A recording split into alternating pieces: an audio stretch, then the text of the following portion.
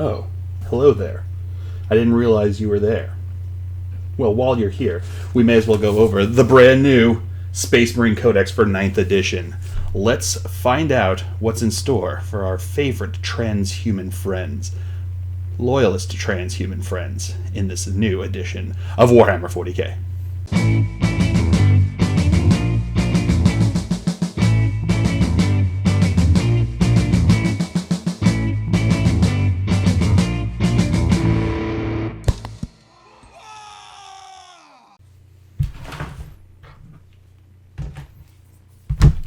Well, bam, ladies and gentlemen, here we are. We are going to be diving into the brand new 9th edition Codex for the Space Marines.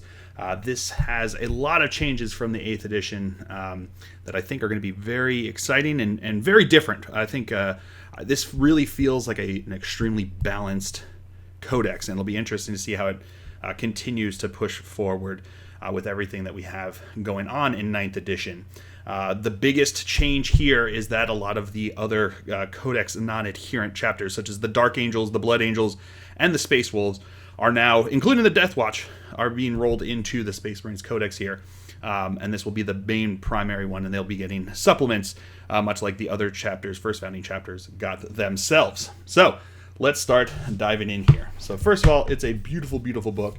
I've been very excited about looking through this, seeing all the different information they have here about the Ultramarine, the different, what the different things serve. Like a lot of the stuff that you've come to expect from a GW Codex, but they've got a lot of cool information in it about the different chapters and everything that goes on here.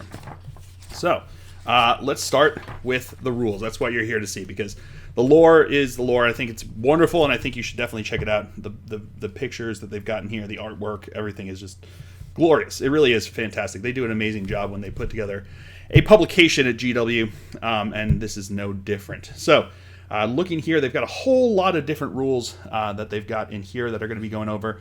A lot of various, a lot of the different data sheets and everything like that. So they've got all the different data sheets for the Firstborn and the Primaris stuff in here. So that's why you've got so many in here. But let's start going over the various rules that we've got going on in here. So this here just talks about a possible combat patrol for starting off when you want to get into it. Let's go over the detachment abilities here. So an Adeptus Astartes detachment is one that only includes models from Adeptus Astartes keyword, or excluding models of agents of the Imperium and unaligned keyword. So a lot of the stuff like you get when you get the assassins and the Inquisition and stuff like that going in there don't take away from it being an Adeptus Astartes detachment. They gain the company command ability. They also gain Astartes units in the Adeptus Astartes detachment gain the chapter tactic ability. So the way that's worded there is so that your assassins that are there don't get it, or anything that's unaligned don't get it. It's just the Adeptus Astartes ones that get it. And then troops units that are in Adeptus Astartes gain objective secured ability. So they've gone back to objective secured being a universal rule, which I think it'll keep people from being confused as to how things all work out. So you've just got objective secured, and now if you're a troop choice in this, you will get it. So going into company command here, when you include you can include a maximum of 1 captain model and 2 lieutenant models in each detachment in your army. So no longer taking 3. You can't take 3 smash captains in your battalion detachment. You'd have to take 3 different detachments to take those 3 guys. And the same thing, lieutenants. You can only have a maximum of 2, and 1 captain and 2 of them. So pretty cool. Then you got chapter tactics. Each have their own all Adeptus Astartes units, other than Servitor and Beast units with this ability, and all the models in them gain a chapter tactic so long as every unit in their detachment is from the same chapter. This tactic the tactic gain depends upon which chapter they are from. It was shown in the following pages. They also have it here so that you can get your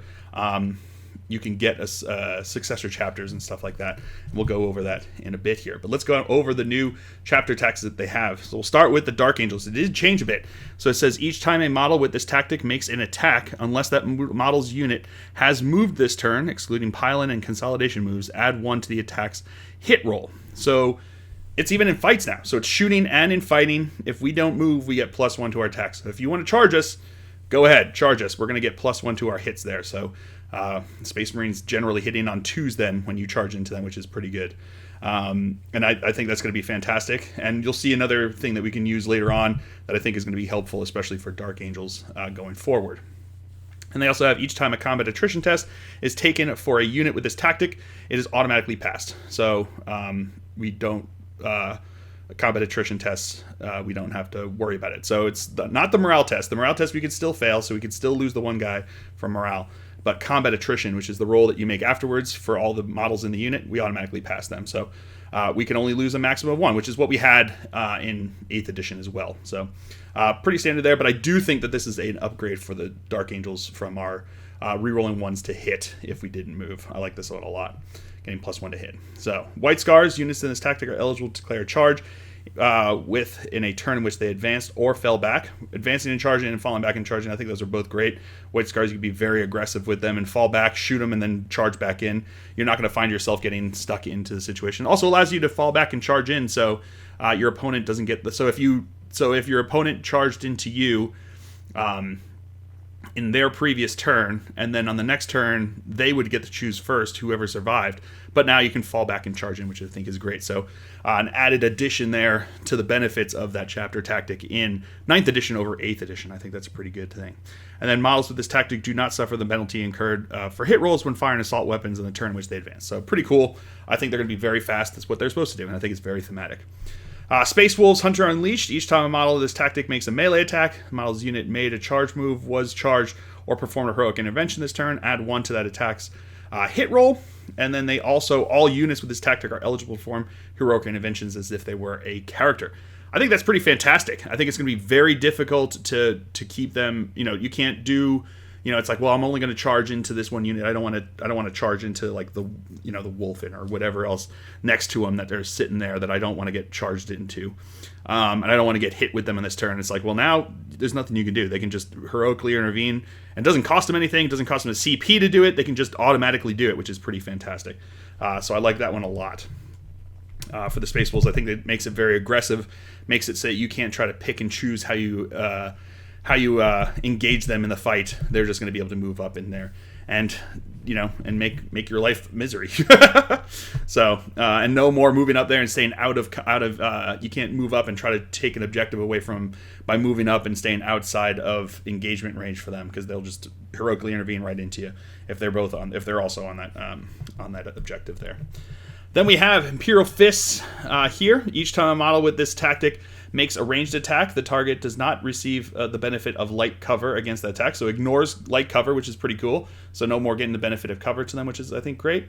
Then you also have each time a model with this tactic makes an attack with a bolt weapon, an unmodified hit roll score of 6 scores 1 additional hit. So sixes explode and ignoring cover, which is, I think, pretty good. You have the Crimson Fists here. So I think it's pretty cool that they have a couple of the second founding chapters that are, so basically the ones that got rules in the supplements now have their own stuff here. Crimson Fists here have each time a model with this tactic makes a ranged attack against a unit that contains at least 5 more models than the attacker's unit. When it is selected to shoot, add 1 to the attack's hit rolls. Makes a ranged attack against a unit. Add 1 to the attack's hit roll, so you can +1 to hit against larger units, which is pretty cool, and also very thematic for the Crimson Fist there. And for the purposes of this tactic, vehicle models each count as 5 models, so at least 5 more models than you have there. So I guess if you would have to have like a squadron of vehicles or something like that to really get the benefit against them, because even if you have 1 model, you're not going to have 5 more models involved there. So vehicles on vehicles are not going to be as helpful there. But then each time a model with this tactic makes an attack with a bolt weapon, unmodified hit roll of 6 scores a 1 additional hit. So just like their original brethren there in the Imperial Fists, blowing up on 6s with bolt weapons. Black Templars, you can reroll advance rolls and charge rolls made for a unit with this tactic. I think that's fantastic. Always fantastic when you can reroll charge rolls. Each time a model with this tactic would lose a wound as a result of a mortal wound, roll 1d6 on a 5+. The wound is not lost. So a 5 up, feel no pain on mortal wounds, which is pretty cool. Especially since they can't take any of their they can't take psychers, which we'll get to in a bit here. But they can't take psychers, so they're going to be hurting in the psychic phase unless they have the ability, like this, to not have to take all of those mortal wounds, which get dished out in droves in the psychic phase. Then you have the Blood Angels, Red Thirst. Add 1 to advance rolls and charge rolls made for the unit in this tactic. And then each time you make an attack roll, you get add 1 to the attack's wound roll when you were charged, all that. So that didn't change, I think, at all, maybe, or didn't change very much. So I think that's still pretty solid. I think Blood Angels have always had a very, very solid chapter tactic, so I think that's continuing with it there, which is pretty nice.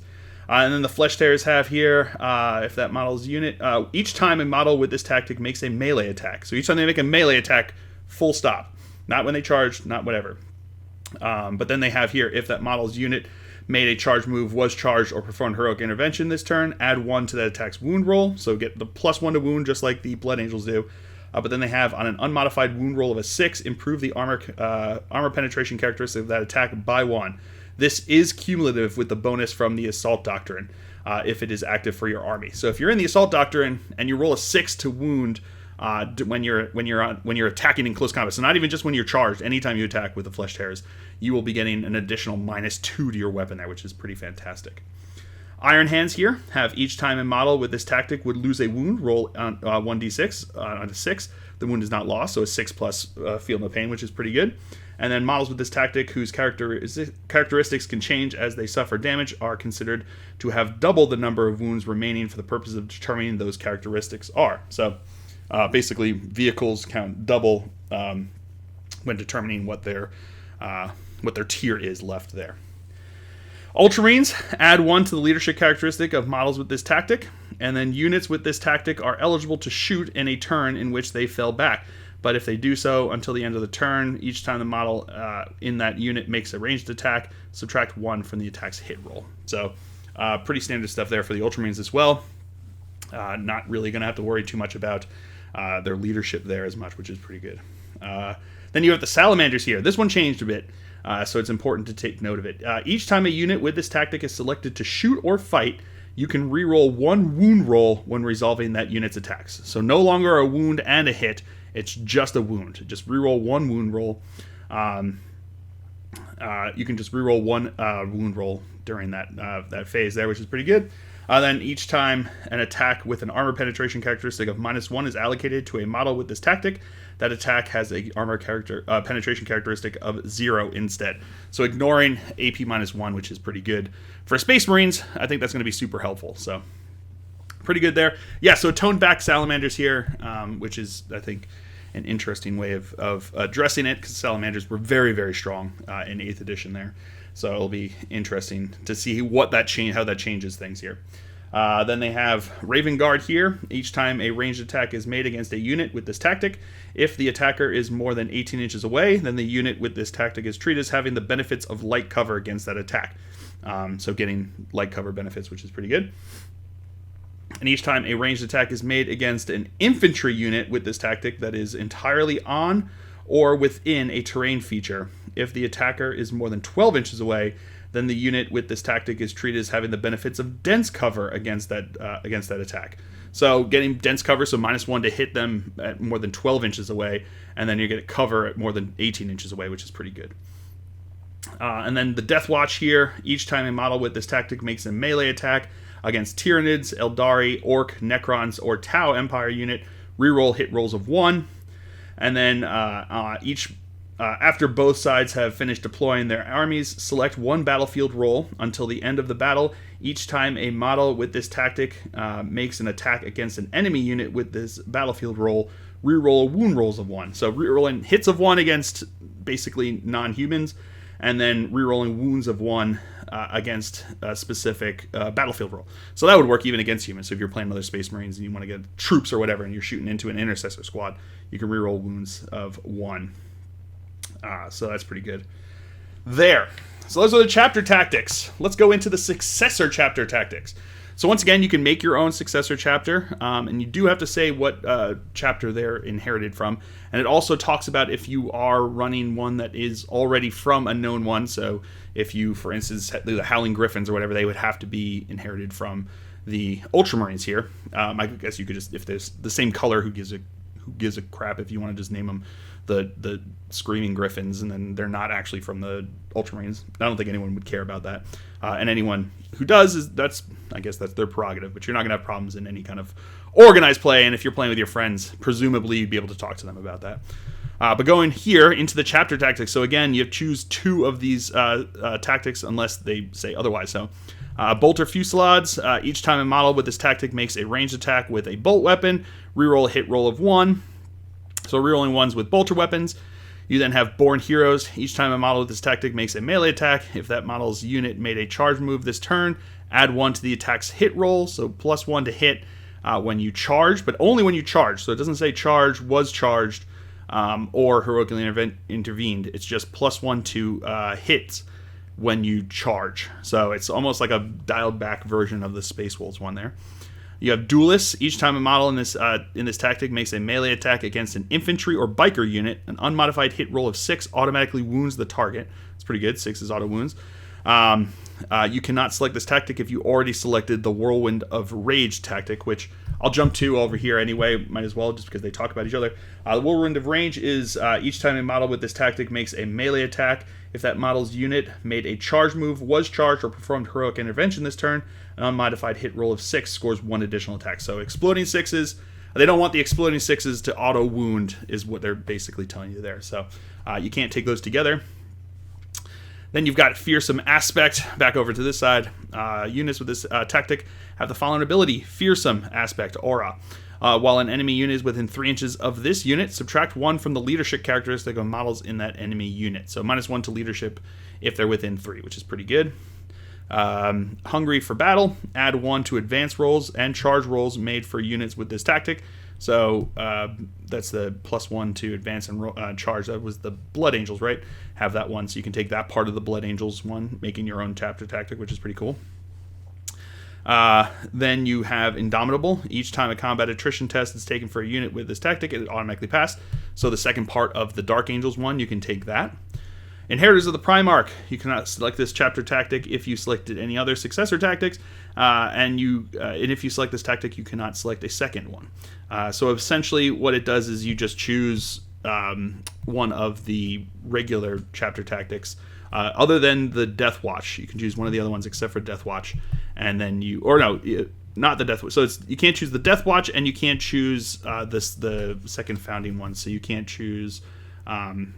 You can't choose the Crimson Fists, you can't choose the Flesh Tearers, and you can't choose the Black Templars.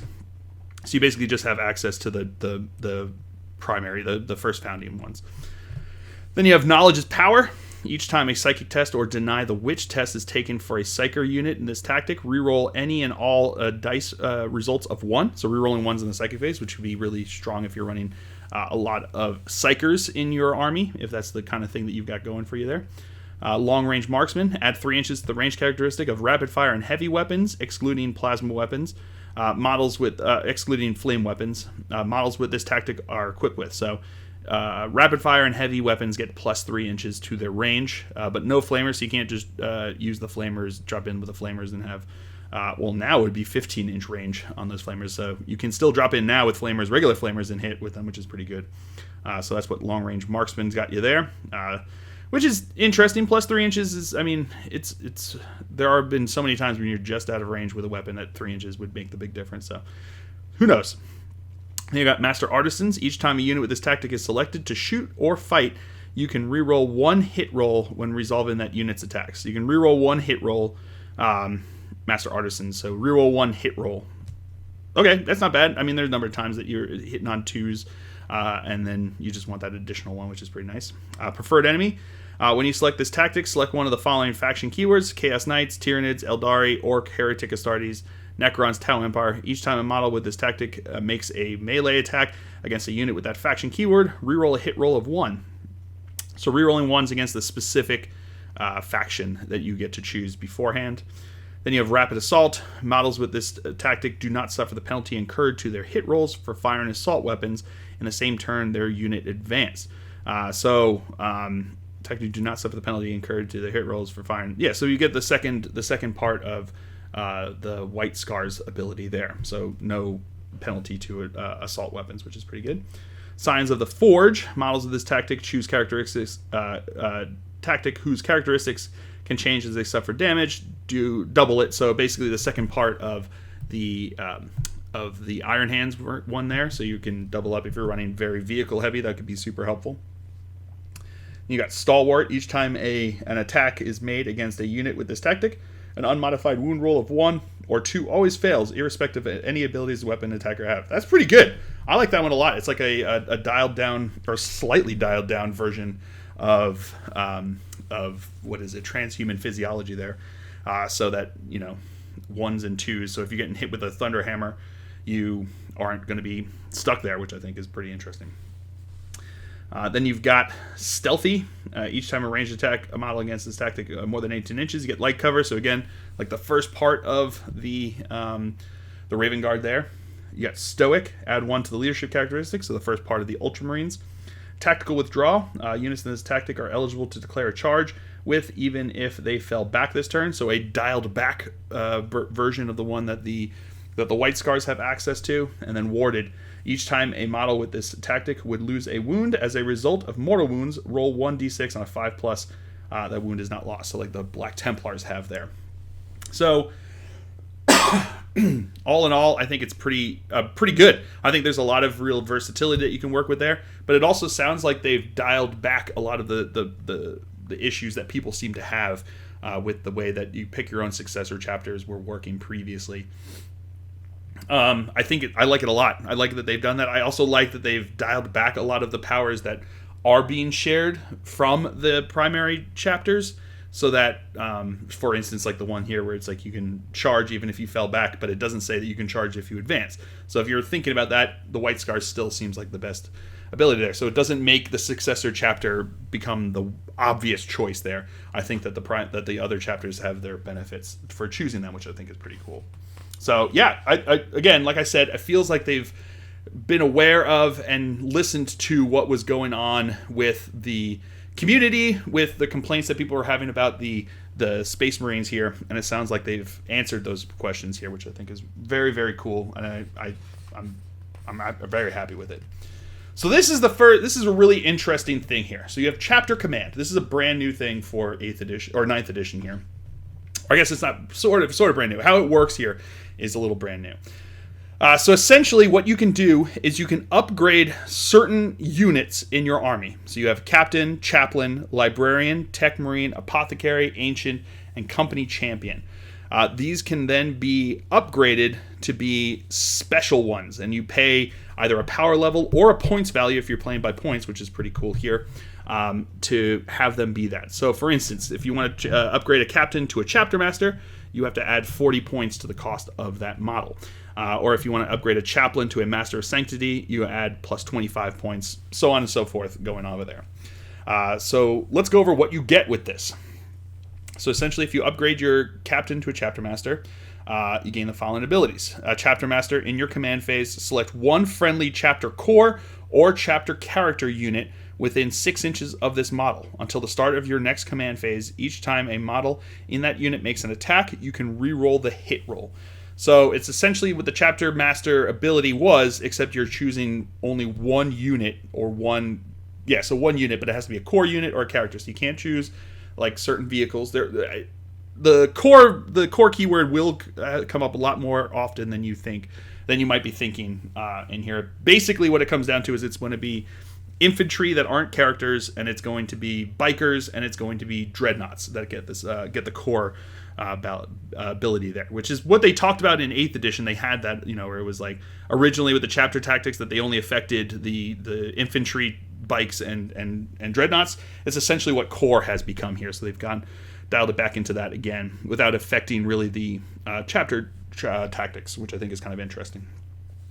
But now you have to choose one model or one unit there to do it. And a Chapter Master is excluded from the company command rule. This means a detachment can include both one Chapter Master unit and one other Captain unit. So you can have a Captain and a Chapter Master if you so desire. They also get access to a specific Warlord trait that only Chapter Masters can take, and a specific relic that only Chapter Masters can take. So the Chapter Master Master of the Codex is their Warlord trait. At the start of your command phase of this Warlord on the battlefield, roll 1d6 on a 4+, you gain 1 command point. So you can gain an additional command point for having him there on a 4+. So on odds 50% of the time, you gain back a command point for having them there. So, I mean, if you're going to be spending CP to try to give another relic, why not? I think that's pretty helpful there. And then you have Angel of Artifice is the relic here. The bearer has a save characteristic of 2+, and add 1 to the bearer's wounds and toughness characteristic. So pretty cool. +1 toughness, +1 wound, and a 2+ armor save is always pretty good there. So yeah, pretty cool stuff that they've got access to there as a chapter master. But again, dialed back from what they had in 8th edition, which I think it looks like they're trying to change a lot of the way auras work. Because I think there was a big complaint that a lot of the community had about how auras were dominating, and there's rerolls for everything. It's like it's a lot more specific now what you're going to get. Then we've got the Master of Sanctity here. The Master of Sanctity, this model knows 1 additional litany from the Litanies of Battle. In your command phase, if this model is on the battlefield, it can recite 1 additional litany it knows that has not already been recited by a friendly model this turn. So basically, no additional litany and recite an additional litany. Then you have, and that's going to cost you 25 points there for that. And then you have access to, again, a Warlord trait and a relic. So the Warlord trait is Wise Order, a veteran of the battlefield and the sermon. Each time this Warlord recites a litany, add 1 to the roll to see if it is inspiring. So +1 to the roll, which is pretty good. And then you have... each time this Warlord is selected to use as the commanding orator stratagem, the stratagem costs 1 command point versus, I think it costs 2. So you basically save 1 CP on that, which is pretty good. And then you have the Emperor's Judgment. Each time an attack is made against the bearer, your opponent cannot reroll the hit roll, cannot reroll the wound roll, and cannot reroll the damage roll. So no rerolling hit, wound, or damage when you attack them. And the bearer, the following ability, Emperor's Judgment Aura, whilst the enemy unit is within 6 inches of the bearer, each time a morale test is taken for that unit, roll 1 additional d6 and discard the lowest result. So that's pretty brutal. You just run in there and you just stand next to, get into the mix with a bunch of low morale units, so guard or orcs or something like that, or I guess Gretchen more so, not orcs, because they've got their the green whatever their ability to just count the numbers as their leadership there, but you're minusing 1 from their leadership, and you're causing them to roll 2 dice and choose the highest, which is pretty good. So they far less of a chance of them clutching with that 1 that clutch 1 there to get that to go. Then you have Master of the Forge, which is upgraded Tech Marine. Master Forge, each time this model repairs a model using the Blessing of the Omnissiah ability, that model regains up to 3 lost wounds instead of up to D3. So a flat 3, which is pretty good. And then they have access to a Warlord trait and a relic. The Warlord trait they get is while a friendly chapter Dreadnought is within 6 inches of this Warlord, add 1 to its strength and attacks characteristics. So if you're going very aggressive with your Dreadnoughts, that's pretty good to have them there. And then you have Warden of the Ancients. And then you have Mortis Machina. Model equipped with a Omnissiah Power Axe only. The relic replaces the Omnissiah Power Axe and has the following profile. It is strength +3, AP -2, 3 damage, which is pretty good. And each time an attack is made with this weapon against a vehicle unit, if the saving throw is failed, the target suffers 1 mortal wound in addition to any normal damage. So it's 3 damage plus a mortal wound each time they fail a wound, which is save, which is pretty good. And also goes into counter a lot of the like the feel no pains and stuff like that, because it gives an additional wound there that they have to try to get through. Then you have the Chief Librarian. The Chief Librarian, its model knows 1 additional psychic power and can attempt to deny, and when they knows 1 additional psychic power from their chosen discipline, and it can attempt to deny 1 additional psychic power in your opponent's psychic phase. So they don't get the ability to cast an additional psychic power. They just gain the ability to know an additional psychic power, so you can choose what they're going to do, and you can deny an additional power, which is pretty good. But not cast an additional one, which is interesting. Then you have their the Warlord trait and relic. The Warlord trait is Psychic Mastery. Add 1 to Psychic test taken for this Warlord, which is always pretty nice. And then Neural Shroud is the relic. Increase the range of the bearer's Psychic Hood ability to 24 inches. So instead of just 12 inches, it's now 24 inches, which is pretty good. And then Chief Apothecary here. Chief Apothecary's ability that he gains is at the end of your movement phase. This model can use its combat restoratives ability twice instead of once. So you get to use his ability twice there. And then he has access to a Warlord trait and a Relic Warlord trait. Each time this Warlord uses its combat restoratives ability, the model being healed gains up to 3 lost wounds instead of D3. So the same thing as like the Tech Marine there, but just for Apothecaries. And then each time this Warlord is selected to return a destroyed model to a unit using the Combat Revival Stratagem, that stratagem costs 0 command points. So that's an interesting little hint at what's changed with Apothecaries here. The Apothecaries definitely have changed drastically from what they used to be. So no longer bringing back models just innately. You have to spend command points to do it. And in this case, the Chief Apothecary can do it for 0 command points, which is still pretty good. And then you have Acquittal, which is his relic, which equipped with a bolt pistol or absolver bolt pistol only. The relic replaces a bolt pistol or absolver bolt pistol and has the following profile. Range 18 inches, pistol 1, strength 5, AP -3, 2 damage. And each time an attack is made with this weapon against an infantry unit, the attack always wounds on an unmodified wound roll of a 2+ and has a damage characteristic of 4. So damage of 4 against infantry, which is pretty brutal. That's each one of those that goes through there. If he's shooting with Acquittal into Centurions, for instance, you're now going to be hitting on, I think, still 3s, but you're wounding on 2s, and then you're damaging, wounding on 2s, AP -3, and then 4 damage, so you're popping 1 if they fail their save there, which is pretty good. So that's a pretty good relic there on Apothecaries. So pretty cool there. I like that one. Then you have Chapter Ancient. Chapter Ancient ability model gains the following ability. Chapter Banner. In your command phase, select one friendly Chapter Core unit within 6 inches of this model. Until the start of your next command phase, each time a model in that unit makes a melee attack, add 1 to the attack's hit roll. So +1 to hit for a 1 unit within 6 inches of them, which is pretty good. I like that one. I think that's a pretty good ability there. And then you have their Steadfast example is the Warlord trait he gets access to. It's aura. While a friendly Chapter Core unit is within 6 inches of this Warlord, that unit has the objective secured ability. If a model is in such a unit already has the ability, that model counts as 1 additional model when determining control of an objective marker. So, I think that's super cool. It really is a force multiplier at that point. You run up there with a squad of 10 tactical Marines, and suddenly now they count as 20 models on that objective for objective secured. So even if your opponent runs in and tries to kill you, they're still counting for twice that, which I think is pretty good. And then you have Penitent of the Fallen. Each time a friendly model is destroyed and makes attacks as a result of the bearer's Astartes banner ability, that model can make 2 attacks with one of its melee weapons instead of just the 1. So, which is pretty cool. I think that's pretty fantastic. I think that's a really good benefit there. And then you have Chapter Champion, which is the company champion that gets upgraded to Chapter Champion. Each time, their ability that they gain is each time a melee attack is made against this model, subtract 1 from the hit roll. So, not bad. -1 to hit them is pretty good. I think that's really awesome. I used to take the Shroud of Heroes as the relic for my Dark Angels all the time for that -1 to hit. So I think that's a super, super powerful there. And they also have Exquisite Swordsman.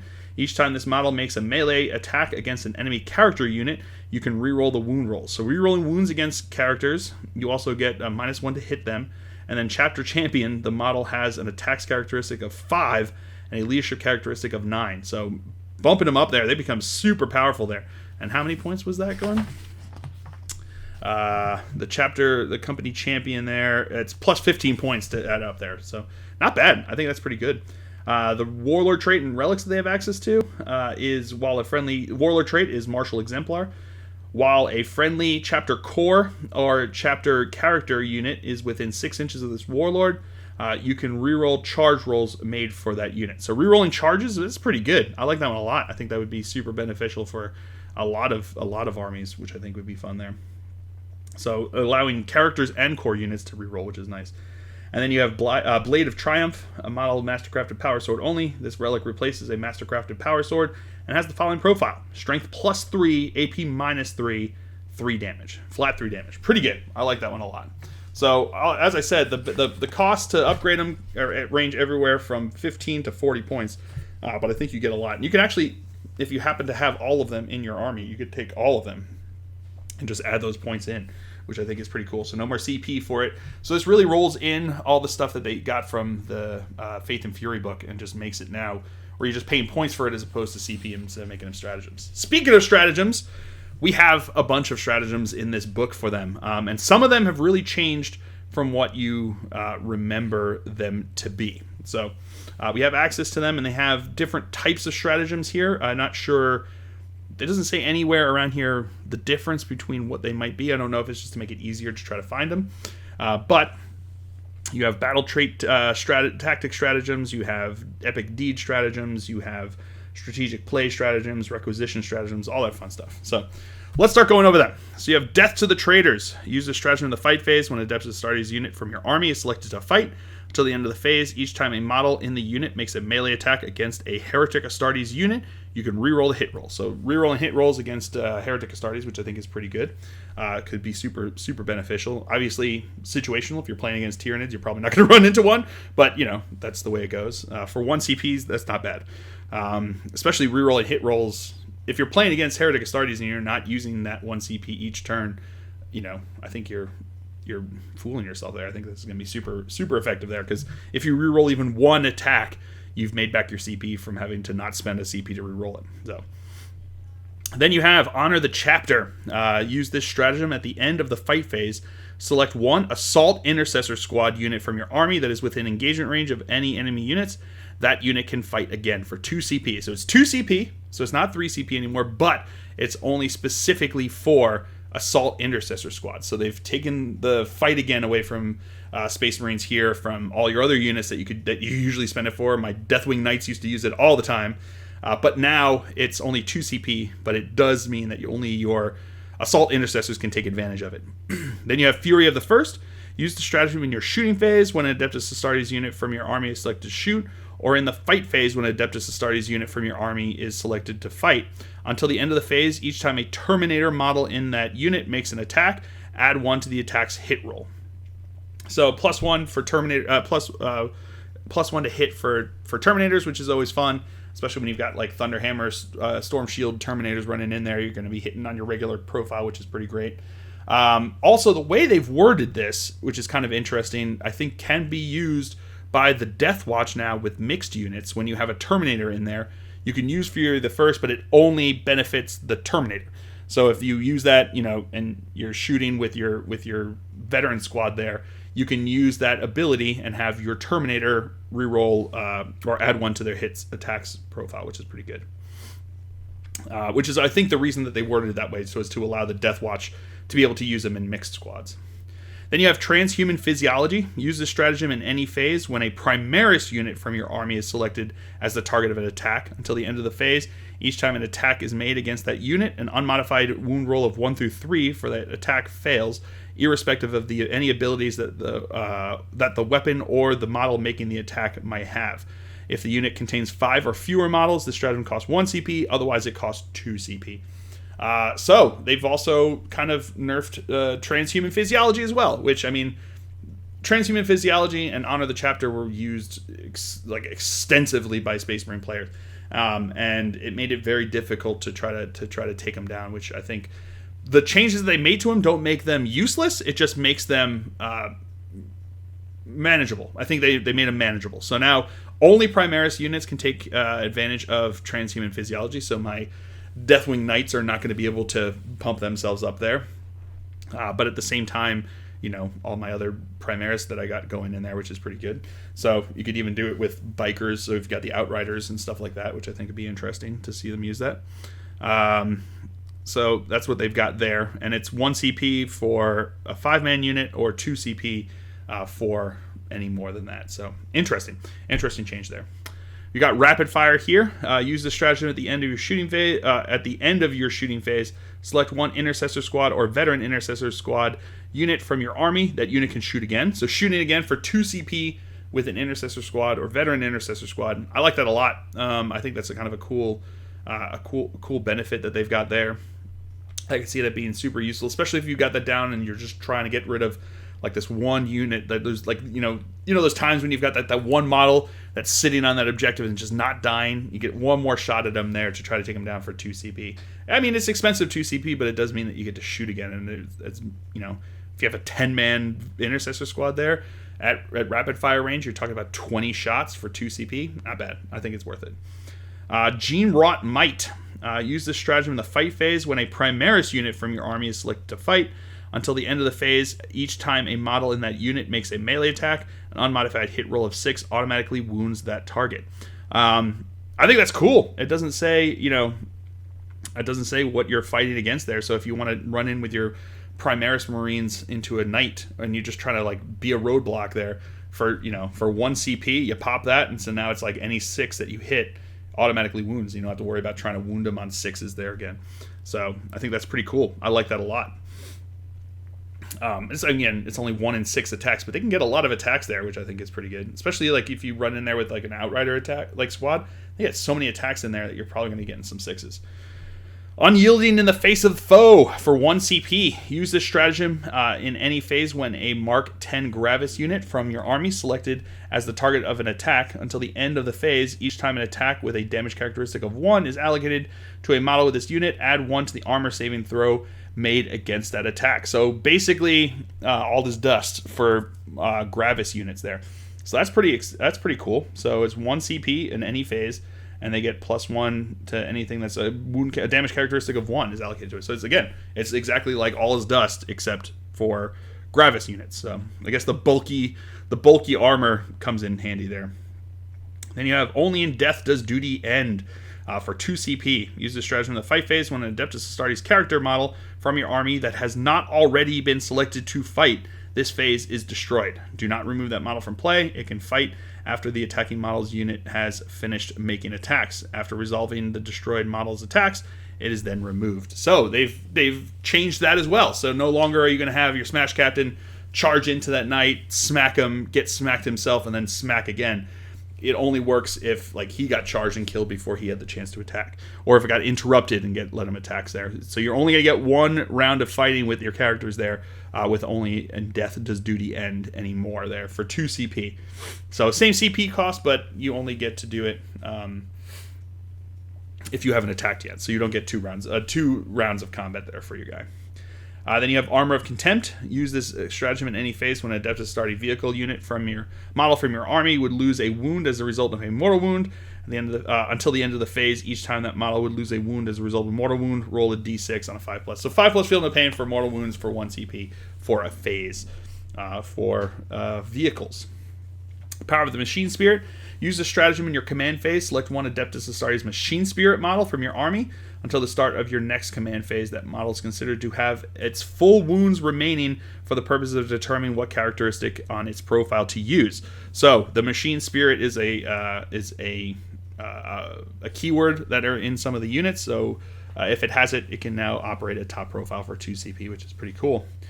Wisdom of the Ancients. This one changed a bit, so it's use the stratagem in your command phase, select an Adeptus Astartes Dreadnought model from your army, excluding Wolfen and Death Company models. So you can't use the Wolfen or Death Company ones. I guess they're considered too feral to be giving out Wisdom of the Ancients there.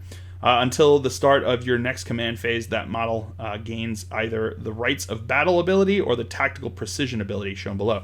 So you choose one. So Rites of Battle is reroll hit rolls of 1 to chapter core within 6 inches, and Tactical Precision is rerolling wound rolls of 1 for chapter core units within 6 inches.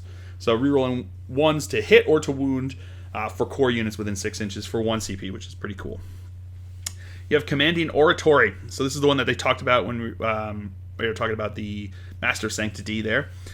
Use the stratagem in the start of your of any of your phases other than your command phase. Select 1 Adeptus Astartes Chaplain unit from your army that has not recited a litany this turn. So basically it's, if you, I think it's, I don't know if you failed, if that would count there. If has not recited a litany this turn, that model can recite 1 litany that has not already been recited by a friendly model this turn. That litany is automatically inspiring, do not roll, and takes effect until the start of your next command phase. So essentially for 2 CP, or if you're a Master of Sanctity 1 CP, you can automatically have it pass. So say you have a litany that you need to go off. You have this plan, you have the strategy, you know what's going on, and it needs to happen. Instead of trying to have it go off, have the litany be recited, what you can do is you can just bypass that, know that you're going to be spending the 2 CP, and then have it automatically happen in the next phase. So not the command phase, but any other phase you can do it. So movement phase, who even cares? Whenever it is, you can just do it, which I think is kind of interesting. And then for 1 CP, you have Combat Revival. Use the stratagem at the end of your move, which was talked about when they were talking about the head apothecary there. Use the stratagem at the end of your movement phase. Select 1 chapter apothecary unit from your army, and then select 1 friendly chapter infantry or chapter biker unit that is not at its starting strength and is within 3 inches of that apothecary. One of the selected unit's destroyed models is returned to its unit with its full wounds remaining. So that's pretty good, but it's 1 CP, so it's no longer a part. You can no longer try to do it anymore. It's now required to be 1 CP that you would spend for the apothecary to do it. But the apothecary does have other stuff coming, so we'll get to it in a second. Don't worry about it. We'll get there. Then you have Relic of the Chapter. Use the stratagem before the battle when you are mustering your army. If your warlord has the Adeptus Astartes keyword, select 1 Adeptus Astartes character model from your army and give them a chapter relic. Each relic in your army must be unique, and you cannot use this stratagem to give models to relics. You can only use this stratagem once unless you are playing a strike force battle, in which case you can use this stratagem twice, or an onslaught battle, in which case you can use this stratagem 3 times. So strike 2,000 points there. You can use it twice, but you can't use it any more than twice. And then for the onslaught missions, the big ones, you can use it 3 times. Then you have Hero of the Chapter, which is basically the same thing except for warlord traits. And again, only use it once unless you're playing Strike Force, in which case you can use it twice, and Onslaught, in which case you can use it 3 times. So again, it's the same things there for relics and warlord traits, except it's only one. You can only use it once, except for if you are, unless you're playing the bigger games there. So Strike Force and Onslaught. Then you have Hit and Run Warfare for 1 CP. This is a strategic play stratagem. Again, I don't know what the different types are meant. I'm wondering if it's just the way they have it there to make ease of finding things so you can see where they are. Which is, even if that's just the case, I like it. So you have Hit and Run Warfare. Use a stratagem in your movement phase when an Adeptus Astartes biker, land speeder, or storm speeder unit in your army falls back. That unit is still eligible to shoot this turn, even though it fell back. So 1 CP to fall back and shoot, which I think is always super effective. I used to use that all the time for Intractable for my Dark Angels, and I don't think it was only 1 CP, so 1 CP is pretty good. Although it is only Biker, Land Speeder, and Speeder Storm ones, so. It does have its limitations there, but that's still pretty good. I like it. Then you have Hammer of Wrath. Use the stratagem in your charge phase when Adeptus Astartes jump pack unit from your army finishes a charge move. Select 1 enemy unit within engagement range of that jump pack unit and roll 1d6 for each model in that jump pack unit that is within engagement range of that enemy unit. For each dice result that equals or exceeds that enemy unit's toughness characteristic, it suffers 1 mortal wound. So if you've got like a max squad of Death Company with jump packs that are just charging in there into something like Tau, or charging into something like Guard or something like that, a bunch of chaff, a bunch of infantry there, you're going to be doing a lot of mortal wounds for 1 CP. For 1 CP. So even if you're charging, say you've got a 10-man squad and it charges into like a Space Marine squad there, you're looking at 4 plus 4 if that is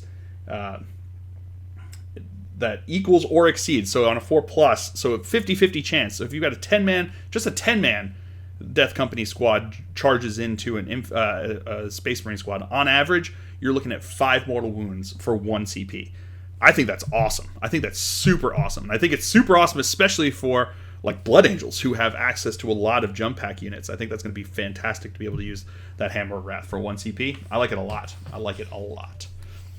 Then you have, moving on here, a bunch of pages of tactics here.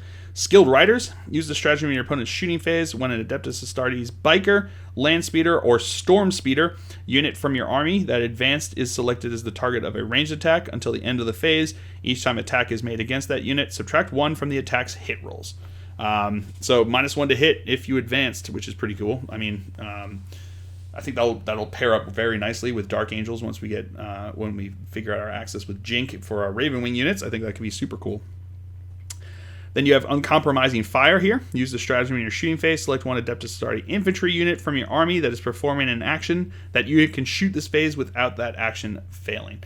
For 2 CP, that's not bad, especially if you just need to get some shots if your opponent comes down and it looks like they're going to mess with your ideas and mess with your plans. So you could even use that where you drop in like a unit of Devastators with a drop pod into your opponent's deployment zone, and you drop them onto an objective and do like, what is it, the Teleport Homer or the Scramblers or whatever it is. You can do that, pay 2 CP, and they can still shoot, which I think is pretty fantastic there. I like that one a lot. You have for 2 CP, and it's 2 CP, so it's still it's costing you CP to do it, and I think it could be super beneficial in certain circumstances. Then you have Steady Advance. Use the stratagem in your movement phase. When Adeptus Astartes infantry unit from your army makes a normal move to the end of the turn, that unit is considered to have remained stationary. So again, that's super beneficial for Dark Angels there. So you do a normal move, you move up, and now you can still count as being stationary for 2 CP there. And now you're getting +1 to hit with them, which is pretty awesome there. So you move a Hellblaster squad into position, and now they're going to be hitting on 2s, which I think is pretty fantastic. I like that one a lot. Then you have Adaptive Strategy here. Use the stratagem in your command phase. If a Chapter Warlord from your army is on the battlefield and a Combat Doctrine is active for your army, select one Chapter Core unit from your army that is on the battlefield until the start of your next command phase. Each time a model in that unit makes an attack, the Devastator Doctrine, Tactical Doctrine, and Assault Doctrine are all considered to be active for that attack.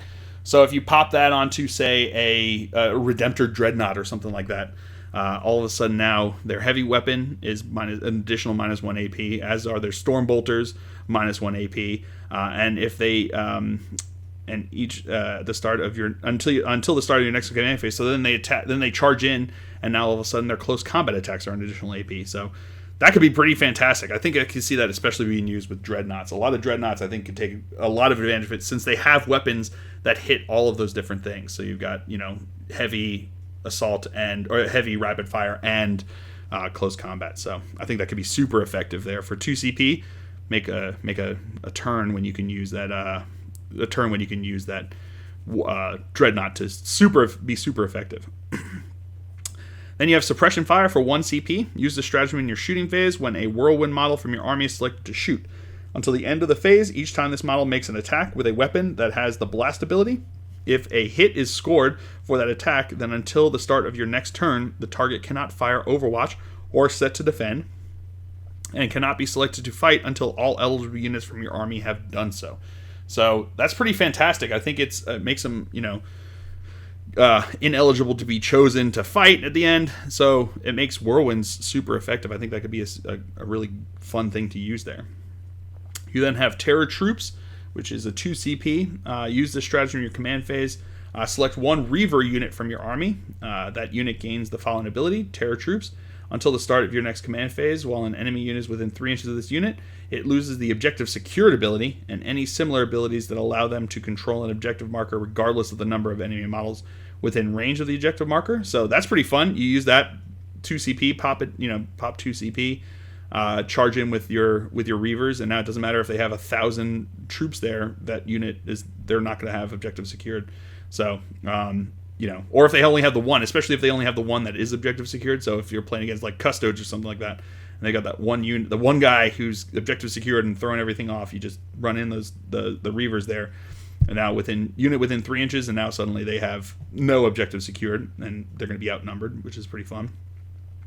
And until the end of your turn, each time that Reaver unit ends a normal move or an advance or a charge move within 3 inches of an enemy unit that is performing an action, roll 2d6. If the total exceeds the number, the enemy unit's leadership characteristic, the action the unit is attempting to perform immediately fails. So it allows you to interrupt actions, which I think is pretty brutal, and I think it'd be pretty interesting to drop them in to your right by an opponent's unit that's trying to do an action, and then charge them in, and suddenly for 2 CP, 2d6 on their leadership, and they could be possibly failing, which I think is pretty interesting. So, but again, it's 2d6, so you have to roll it. You can't re-roll it because there's only certain rolls now in this edition that you can re-roll. So it's taking a risk, but for 2 CP, it could possibly be game-changing there.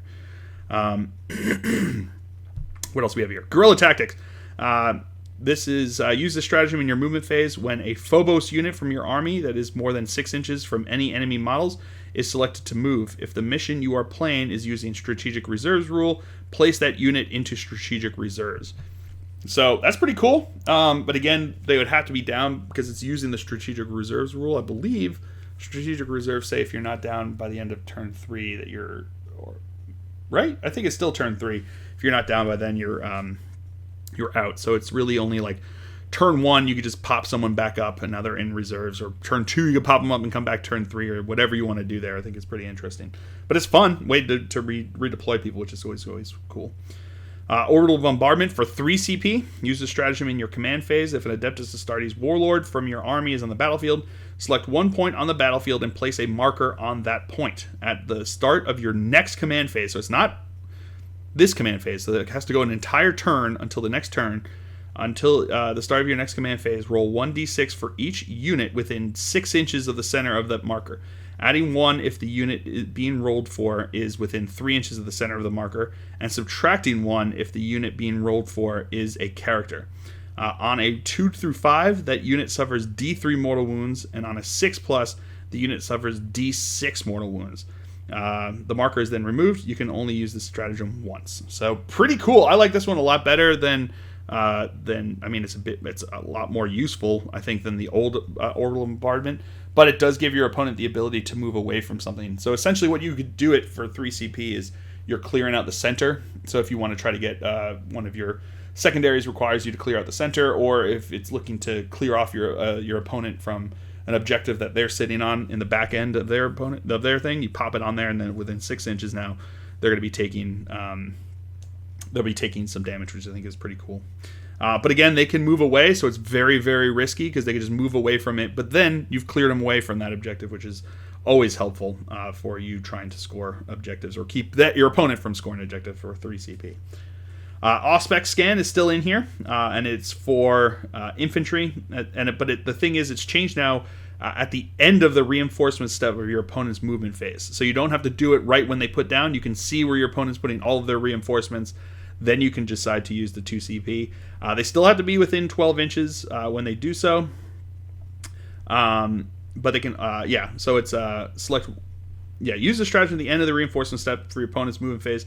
Select 1 Adeptus Astartes infantry unit from your army that is not within engagement range of any enemy units. That unit can shoot as if it were your shooting phase, but its models can only target a single eligible enemy unit that was set up as reinforcements this turn and that is within 12 inches of their unit when doing so. So if they're set up within 12 inches, you can now shoot them. That's going to be harmful for up against like Gene Stealer Cult, because they used to be the whole tactic where you drop more than 12 inches away and then move the D6 closer for your charge. Now it happens at the end of the reinforcement step, so they're going to be within 12 inches. So I think it's going to be pretty brutal for that. It's 2 CP still, but you're no longer -1 to hit, so you're hitting that regular full ballistic skill, which I think is pretty interesting. And if you're Dark Angels, you couldn't have moved that turn because it's your opponent's turn. So, which I think is kind of interesting there. So there'll be +1 to hit, so I'd be hitting with 2s on my Dark Angels for that. So I like that one a lot for me. 2 CP there. You then have Tremor Shells.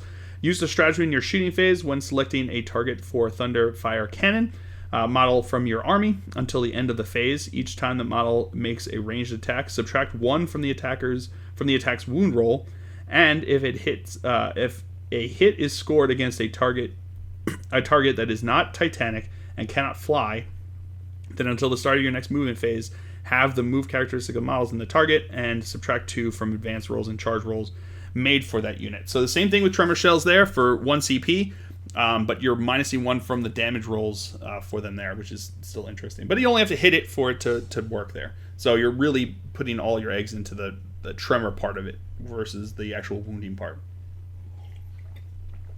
Then you have Shock and Awe, which is 1 CP. Use the stratagem in your shooting phase. When the Adeptus Astartes shock grenades or land speeder storm unit from your army is selected to shoot, select 1 enemy unit within 6 inches of that unit. Until the start of your next turn, the selected unit cannot fire Overwatch or set to defend. And each time a model is selected in the selected unit makes an attack, subtract 1 from the attack's hit roll.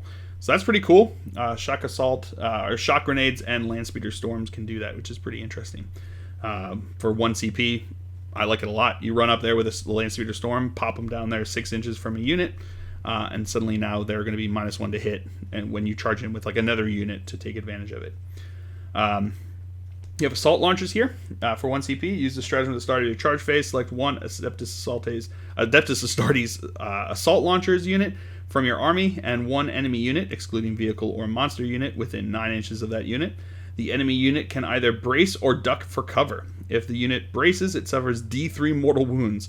If the unit's ducked for cover, then until the end of the turn, subtract 1 from the attack's characteristic of models in that unit, and that unit cannot fire Overwatch or set to defend. So it doesn't even say subtract 1 to a minimum of 1 there. It can subtract 1 from the attack's characteristics of models in that unit. So if you do that to, for 1 CP, if you do that into like any model that has only 1 attack there, you're going to take them down to 0 attacks, which is pretty fantastic. Otherwise, they're suffering D3 mortal wounds, so it's up to them how they want to take that. So for 1 CP, that's not bad. And then assault launchers, I think they had it. I think the Land Raider Crusaders and stuff like that had it. So it'll be interesting to see how they all go.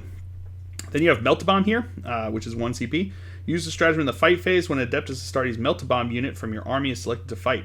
Select one model in that unit. That model can only make 1 attack this phase and must target an enemy vehicle unit with that attack. But if a hit is scored, the unit suffers 2d3 mortal wounds and the attack sequence ends. So it's basically 2d3 mortal wounds against vehicles in the close combat, but you only make 1 attack there. So he's just heaving a Melt-A-Bomb at them there. You have Grav Pulse for 1 CP.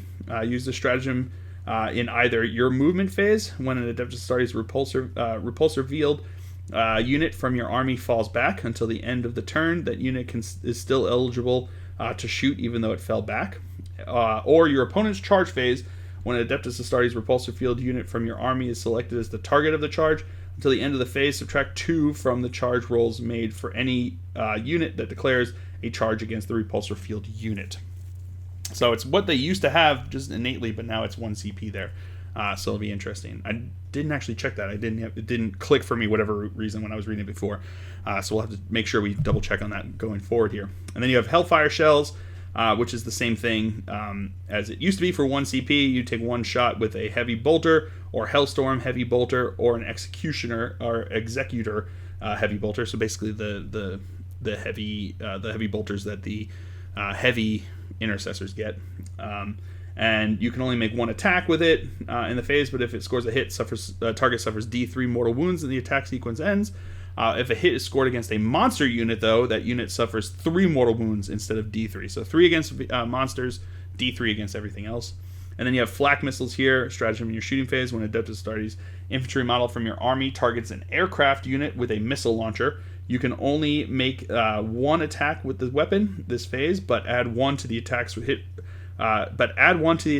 roll. If a hit is scored, the target suffers 2d3 mortal wounds, and the attack sequence ends. So, 2d3 mortal wounds against an aircraft, which is pretty good.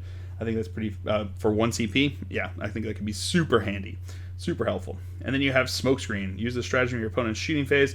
When an Adeptus Astartes Smokescreen unit from your army is selected as the target of an attack until the end of the phase, each time an attack is made against that unit, subtract 1 from the attack's hit roll. So -1 to hit for Smokescreen units, which are, again, a keyword that goes in there.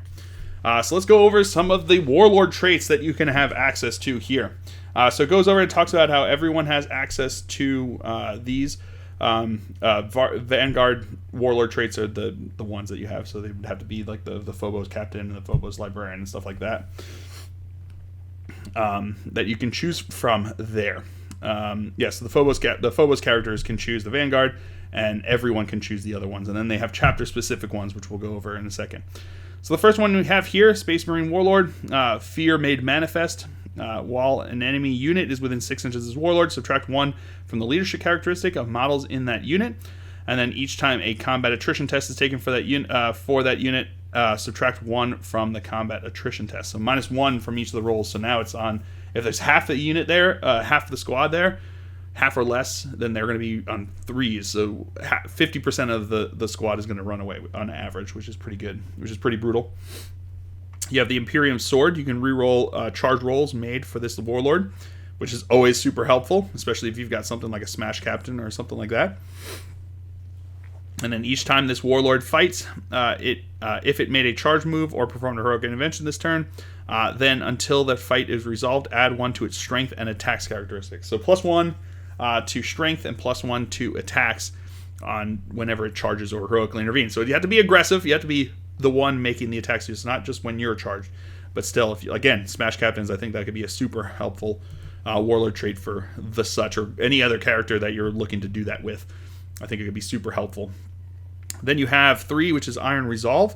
Add 1 to the wounds characteristic of this Warlord. Always nice. And then each time this Warlord would lose a wound, roll on a d6. On a 6, this wound is not lost. So 6 plus feel no pain and +1 wound. That's always super helpful for keeping them alive. And then you have Champion of Humanity. Each time this Warlord fights, if it is within engagement range of any enemy character unit, then until the fight is resolved, add 1 to the Warlord's attacks characteristic. So +1 attack against characters, which is always nice. And then each time this Warlord makes a melee, or no, it's +1 attack not against characters, but when they're engaged with characters. So if you're engaged with character, you can still attack another unit that's attacked there, and you have the +1 attack, which is always nice. And then you have each time this Warlord makes a melee attack against a character unit, add 1 to that attack's hit rolls and wound rolls. So +1 to hit and wound against characters. So if you're going against characters, you're going to have +1 attack, +1 to hit, and +1 to wound, which is always, I mean, that's super fantastic. I think that's going to be super effective.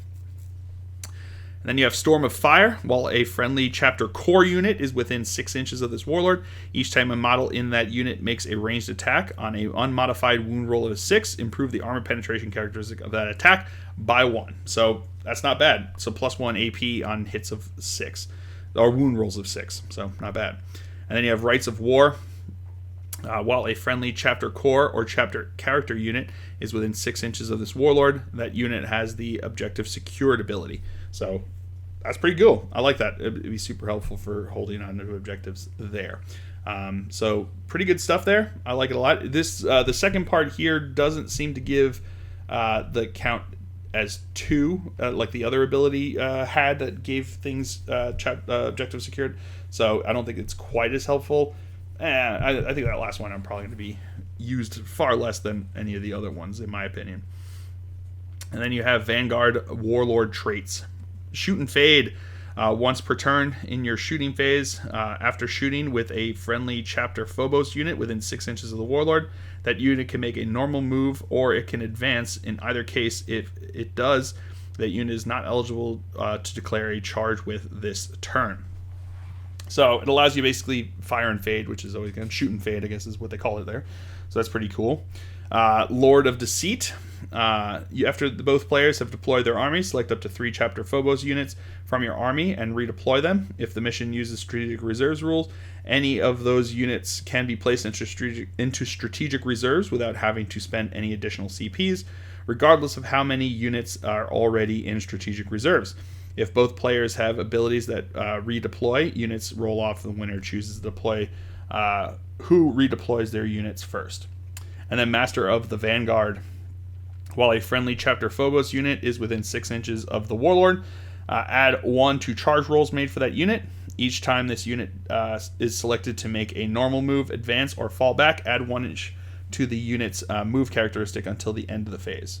Pretty cool. I like that. If you're being if you're being aggressive and you're moving around a lot, that could be super helpful for you there. And then you have Stealth Adept. Unless this Warlord is the closest eligible target, enemy models cannot target it with its ranged attacks. Super helpful there, especially now the way that Lookout Sir has changed there, so they can be off by themselves and not have to worry about that.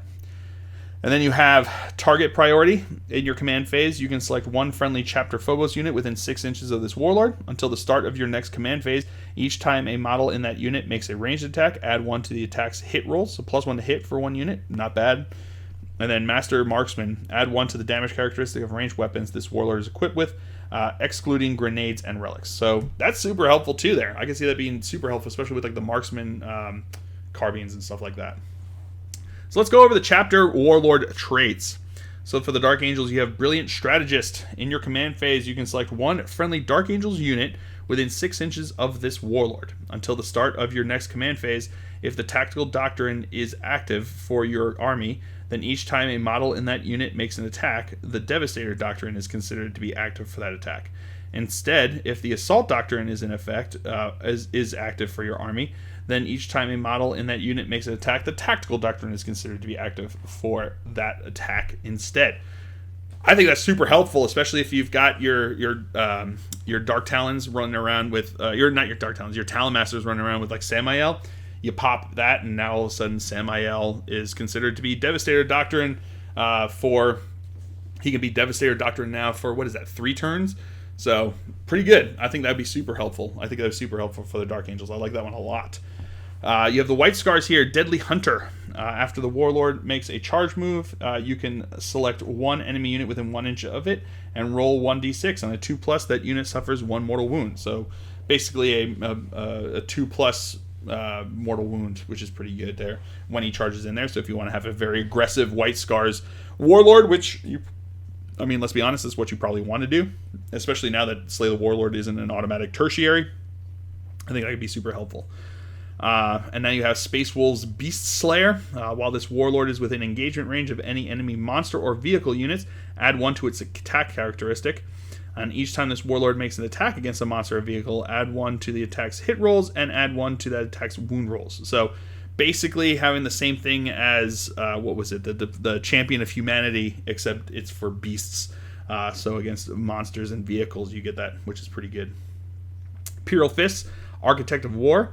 While a friendly Imperial Fist core unit that is receiving the benefits of cover is within 6 inches of this Warlord, each time an attack with an armor penetration characteristic of -1 is allocated to a model in that unit, the attack has an armor penetration characteristic of 0 instead. So that's pretty helpful, especially since they're going to be receiving the benefit of cover at that point. So it's going to be like almost giving +2 to their save rolls, which is pretty nice. Then you have Crimson Fist, Refuse to Die. First time this Warlord is destroyed, you can choose to roll 1d6 at the end of the phase instead of using any rules that are triggered when a model is destroyed, e.g. the Only in Death Does Duty End stratagem. If you do, then on a 4+, set this Warlord back up on the battlefield as close as possible to where they were destroyed and more than 1 inch away from any enemy models with D3 wounds remaining. So basically gives them backup to stand up and fight again, which is pretty cool. If you want to keep them around a lot longer than they were. Then you have Black Templar's Oathkeeper. This Warlord is eligible to perform Heroic Intervention if it is within 6 inches horizontally and 5 inches vertically of any enemy units. So 6 inch. And then if they do make Heroic Intervention, they can move 6 inches instead of 3, which is pretty good. All other rules for Heroic Intervention still apply. So not bad. 6 inch Heroic Intervention for Black Templars. Blood Angels have Speed of the Primarch. At the start of the fight phase, if this Warlord is within engagement range of any enemy units, it can fight first that phase. So that's pretty cool. So you get to fight first. You don't have to worry about the fact that if you charge in and don't kill something that round, the next turn they're going to have the initiative to go first, because now you get to go first as your Warlord there. Then you have Flesh Terror's Merciless Butcher. Each time this Warlord fights, if there are 5 or more enemy models within 3 inches of it, it can make D3 additional attacks. So if it gets overwhelmed, that's pretty cool there. You charge them into like a squad of squishy guys, like a guard infantry squad or something like that. I think that'd be super effective. Iron Hands, Adept of the Omnissiah. At the end of the movement phase, unless this Warlord is a Tech Marine, it can repair 1 friendly Iron Hands vehicle model within 1 inch of it. That vehicle model regains 1 lost wound. Each model can only be repaired once per turn. If this Warlord is a Tech Marine, then each time it uses its Blessing of the Omnissiah ability, the model it is repairing regains up to D3 plus 1 lost wounds instead of D3. So giving an additional 1 wound to heal up vehicles. If you're, again, running heavy vehicle lists with your Iron Hands, that can be super helpful for you to keep them around. And then you have Ultramarines, Adept of the Codex. While this Warlord is on the battlefield, each time you spend a command point to use a stratagem, you can roll 1d6. On a 5+, that command point is refunded. So pretty helpful there, getting back CP. And I think I don't know if they've limited it. I can't remember if they've limited it to. I think they've limited it to regaining 1 per turn again in 9th edition now. Then you have Salamandas, Anvil of Strength. Add 2 to the strength characteristic of this Warlord. super brutal. That's always super brutal, especially if they've got a hammer or something like that. So just going up there and smacking Knight Titans in the face there. And then you've got Raven Guard, Echoes of the Raven Spire. Once per battle, at the end of your movement phase, this warlord can vanish into the gloom if it is more than 6 inches from any enemy models. If it does, remove it from the battlefield, and then, in the reinforcement step of your subsequent movement phase, set up this warlord anywhere in the battlefield that is more than 9 inches away from any enemy models. If the battle ends and the warlord is not on the battlefield, it is destroyed. So you can't do it on turn 4, or you can't do it on turn 5, but you can do it on turn 4 and not have to worry about it. So pretty good. And then you have Deathwatch Vigilance Incarnate. If you're in your command phase, you can select one friendly Deathwatch core unit within 6 inches of this warlord. Each time you do, select one battlefield roll until the start of your next command phase. Each time a model in that unit makes an attack against an enemy unit with this battlefield roll, reroll a wound roll of 1. So basically allowing them to give them an additional chosen from their chapter tacket there, giving one unit that they can do that. So pretty cool. I like all these chapter the warlord traits. I think some are stronger than others, but I think that there's a lot of different things that you can do with them, which I think is super fantastic. But let's go over the relics that we have now. So you've got the Armor Indomitus starting off here. Add 1 to the wounds characteristic of the bear. The bear has a save characteristic of 2+, and once per battle, before making a saving throw for the bear, it can activate its armor force field. If it does, then until the end of the phase, the bear has a 3+ invulnerable save. So that's pretty cool. I like that one a lot. I think that could be super effective, especially the way things have changed now with the way storm shields and stuff work. So I think that could be super effective. And really, really helpful in keeping your guy alive for a lot longer. I think it'll be hard to really take him down there. Then you've got the Shield Eternal, a model with Storm Shield, Relic Shield, or Combat Shield only. This relic replaces them. The bear has a 4+ invul save. Add 1 to armor saving throws made for this bear. And each time this bear would lose a wound, roll a d6. On a 5+, the wound is not lost. So essentially, you would have to have a Storm Shield, which does the first 2 things anyway, 4+ invul save and adding 1 to saving throws. But now you also get a 5+ feel no pain, which is super effective. Shield Eternal there. And then you have Standard of the Emperor Ascendant. It's an ancient model only. Add 3 inches to the range of the bear's Astartes banner ability. And in each time a morale test is taken for a friendly chapter core unit that within range of the bear's Astartes banner ability, you can re-roll that test. So re-rolling morale tests. You might notice that each time a morale test is taken for a friendly chapter core unit within range of the bear's Astartes banner ability, you can re-roll that test. That might sound like it would be redundant because of And They Shall Know No Fear. But And They Shall Know No Fear has changed, and we will get to that in a second. So this will allow you to re-roll failed morale tests. Interesting. Then you have the Teeth of Terra. That's replaces the Astartes Chainsword, and it becomes Strength +1, AP -2, 2 damage. Each time a bear fights, it makes 3 additional attacks with this weapon. So I think that'd be pretty brutal, especially if you've got the Teeth of Terra on a Blood Terrors or a Flesh Terrors Warlord with that Warlord trait that gives them an additional D3 attacks. I think you could just be brutal. So you have 3 + D3 additional attacks. They could just clear through chaff like none other. I think that'd be like a blender over there with the Teeth of Terra. I like that one a lot. And then you have the Primarch's Wrath, a model equipped with a bolt gun, mastercrafted bolt gun, or special issue bolt carbine only. The relic replaces a bolt gun, becomes range 24, rapid fire 2, strength 5, AP -2, 2 damage. Pretty good. Then you got the Burning Blade, the model equipped with a power sword, a mastercrafted power sword only. The relic replaces them, and then he becomes strength +3, AP -5, and 2 damage apiece. So that's pretty brutal. I like that one a lot. And then you've got Purgatorus, model equipped with a bolt pistol, heavy bolt pistol, mastercrafted special issue bolt pistol, or absolver bolt pistol only, and it replaces that with the following profile. It becomes Pistol 3, 18 inches, strength 5, AP -3, 2 damage. That's a pretty good one. I like that one a lot. And then you have Reliquary of Gathalamor, Primaris model only.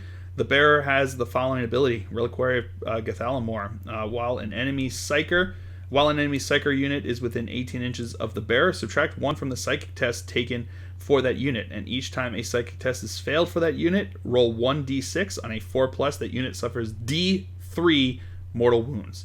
So basically, it's every time they fail it, they're -1 from their tests, and each time they fail, they take d3 mortal wounds.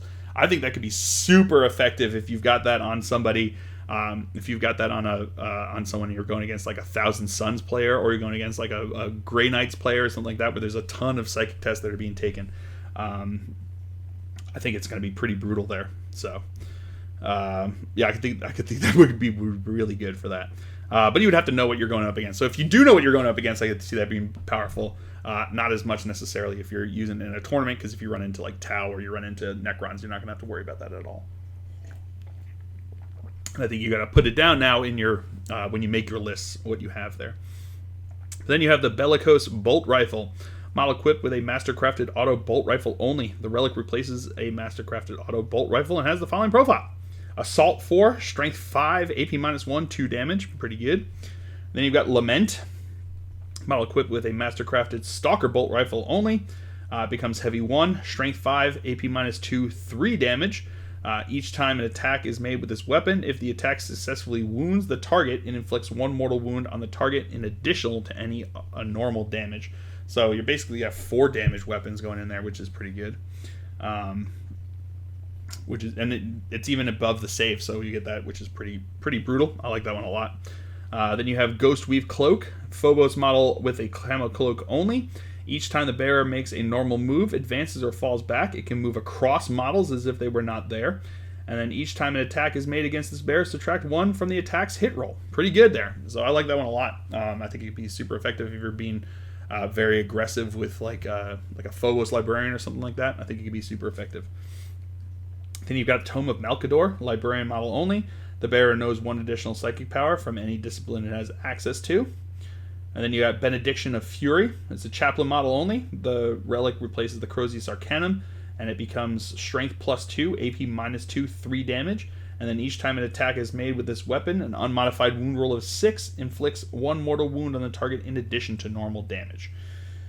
Then you have the Honor Vehement. Bearer has the following ability. While a friendly chapter core unit is within 6 inches of the bearer, each time that unit fights until the fight is resolved, add 1 to the attacks characteristic of models in that unit. This is not cumulative with the additional attacks granted by the Shock Assault ability. So it's not cumulative with that. So you don't get +2 attacks on the charge there. So it's basically to have it there if you're still stuck in combat after the first charge there. Then you have the Vox Espiritum, Primaris model only. Add 3 inches to the range of the bearer's aura abilities to a maximum of 9 inches. This does not increase the range of aura abilities that are psychic powers. All right. So now let's go over the Librarius discipline and Obscuration discipline. Librarius discipline, you have got a couple different ones here. So you got Veil of Time. It's a blessing, warp charge value of 6. If manifested, select 1 friendly chapter unit within 18 inches of the Psyker. Until the start of your next psychic phase, you can reroll advanced rolls and charge rolls made for that unit. Always good. And then until the start of your next psychic phase, if that unit starts the fight phase within engagement range of an enemy unit, it fights first that phase. So pretty cool there too. I like that one a lot. Then you have Might of Heroes, Blessing. Might of Heroes, warp charge value of 6. Manifest is select 1 friendly chapter core or chapter character model within 12 inches of this Psyker. Until the start of your next psychic phase, add 1 to the model's strength, toughness, and attacks characteristic. If a unit has more than 1 toughness characteristic, use the lowest toughness characteristic in that unit when resolving any rules. So, so you're selecting an additional, just a model. So if you try to do it onto a unit, you're not going to get the benefit from that there. Then you've got Null Zone. Null Zone is a warp charge value of 7. If manifested, then until the start of your next psychic phase, while a unit is within 6 inches of the Psyker, each time an attack is made against that unit, invulnerable saving throws cannot be made against that attack. And until the start of your next psychic phase, while an enemy Psyker unit is within 6 inches of this Psyker, have the total of psychic tests taken for that unit. So having psychic tests is pretty brutal. This one is kind of hit or miss, because the way it's worded, it just says if a unit is within 6 inches of the psyker. So if it's your own units, you also have the problem. And, I would say maybe they forgot to put in, they may have forgotten to put in enemy unit when they were talking about that. But they did mention enemy psyker down below as opposed to just psyker. So makes you wonder if that was the way it's meant to be. Then you have Psychic Scourge. It's a Witchfire. Psychic Scourge rewards charge value of 6. If manifested, select one enemy unit within 18 inches and visible of the Psyker. Then roll 1d6 and add this Psyker's leadership characteristic to the result. Your opponent then rolls 1d6 and adds their leadership characteristic to the result. If your total is higher than your opponent's, the selected unit suffers d3 mortal wounds. If it is equal to your opponent's total, the selected unit suffers 1 mortal wound. And if your opponent's is more, then nothing happens. Fury of the Ancients here, Witchfire. Fury of the Ancients has a war charge value of 6. If manifested, select one enemy model that is within 18 inches of and visible to this Psyker. Draw a line between any part of this Psyker's base and any part of the selected model's base or hull. The selected model's unit and every other enemy unit that the line passes over or through suffers 1 mortal wound. And then you have Psychic Fortress, Blessing Aura. Psychic Fortress is a warp charge value of 6. If manifested, then until the start of your next psychic phase, until the friendly chapter unit is within 6 inches, while a friendly chapter unit is within 6 inches of Psyker, the model in that unit have a 5+ invul save. So pretty cool. I like the powers that they've got there. Pretty tame by psychic power abilities, but I think that's kind of what they're aiming for now with 9th edition. So it seems pretty good there. Now you have the obscuration ones here. Shrouding, Blessing, war charge value of 6. If manifested, select one friendly chapter Phobos unit within 18 inches of the Psyker until starting your next psychic phase. Unless that unit is the closest eligible target, enemy models cannot target that unit with ranged attacks. So you can use that to try to, if you've got a unit of Phobos trying to sit on an objective, they can't shoot them off of it, which is pretty cool. Then you've got Soul Sight. Soul Sight is a warp charge value of 6. If manifested, select one friendly chapter Phobos unit within 18 inches of this Psyker. Until the start of your next psychic phase, each time a model in that unit makes a ranged attack, each time a... Wow, I missed that there. Blessing, Soul Sight. Warp charge value of 6. If manifested, select one friendly chapter Phobos unit within 18 inches of the Psyker. Until the start of your next psychic phase, each time a model in that unit makes a ranged attack, you can re-roll, hit roll, and the target does not receive the benefit of cover against the attack. So re-roll and hit rolls and no cover, and ignoring cover, which is pretty powerful for that. I guess not if you're necessarily an Imperial Fist there, but if you're not, that could be super powerful there. Then you have Mind Raid, Witchfire. Select Witchfire has a warp charge value of 6. If manifested, select one enemy model within 18 inches of and visible to the Psyker. The model's unit suffers 1 mortal wound. If the model is a character, then roll 3d6. If the result is equal to or greater than the model's leadership characteristic, you gain 1 command point. So, pretty cool.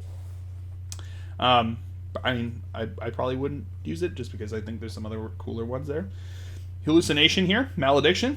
Warp charge value of 6. If manifested, select one enemy unit within 18 inches of and visible to the Psyker. Until the start of your next psychic phase, subtract 1 from the leadership characteristic of models in that unit. Until the start of your next psychic phase, each time a model in the unit makes an attack, subtract 1 from the attack's hit roll. So -1 to hit and -1 leadership to a unit. I think that's pretty cool. I like that one. It can be used super effectively. Then you have Tenebrous Curse, Malediction. Tenebrous Curse is a warp charge value of 7. Manifests as like one enemy unit that cannot fly and is within 18 inches of and visible to the Psyker. That unit suffers 1 mortal wound. Till the start of your next psychic phase, have the unit's move characteristic and subtract 2 from advanced rolls and charge rolls made for it. That's super effective. I like that Tenebrous Curse a lot. I think that could be super effective. And then you got Temporal Corridor. Temporal Corridor is a warp charge value of 5. If manifested, select one friendly chapter Phobos unit within 6 inches of this Psyker. That unit cannot shoot or fight this turn. If that unit is not within engagement range of any enemy models, it can either make a normal move or it can advance as if it were your moving phase. If it advances, do not make an advance roll. Instead, until the end of the phase, add 6 inches to the movement characteristic for that model. So pretty cool there.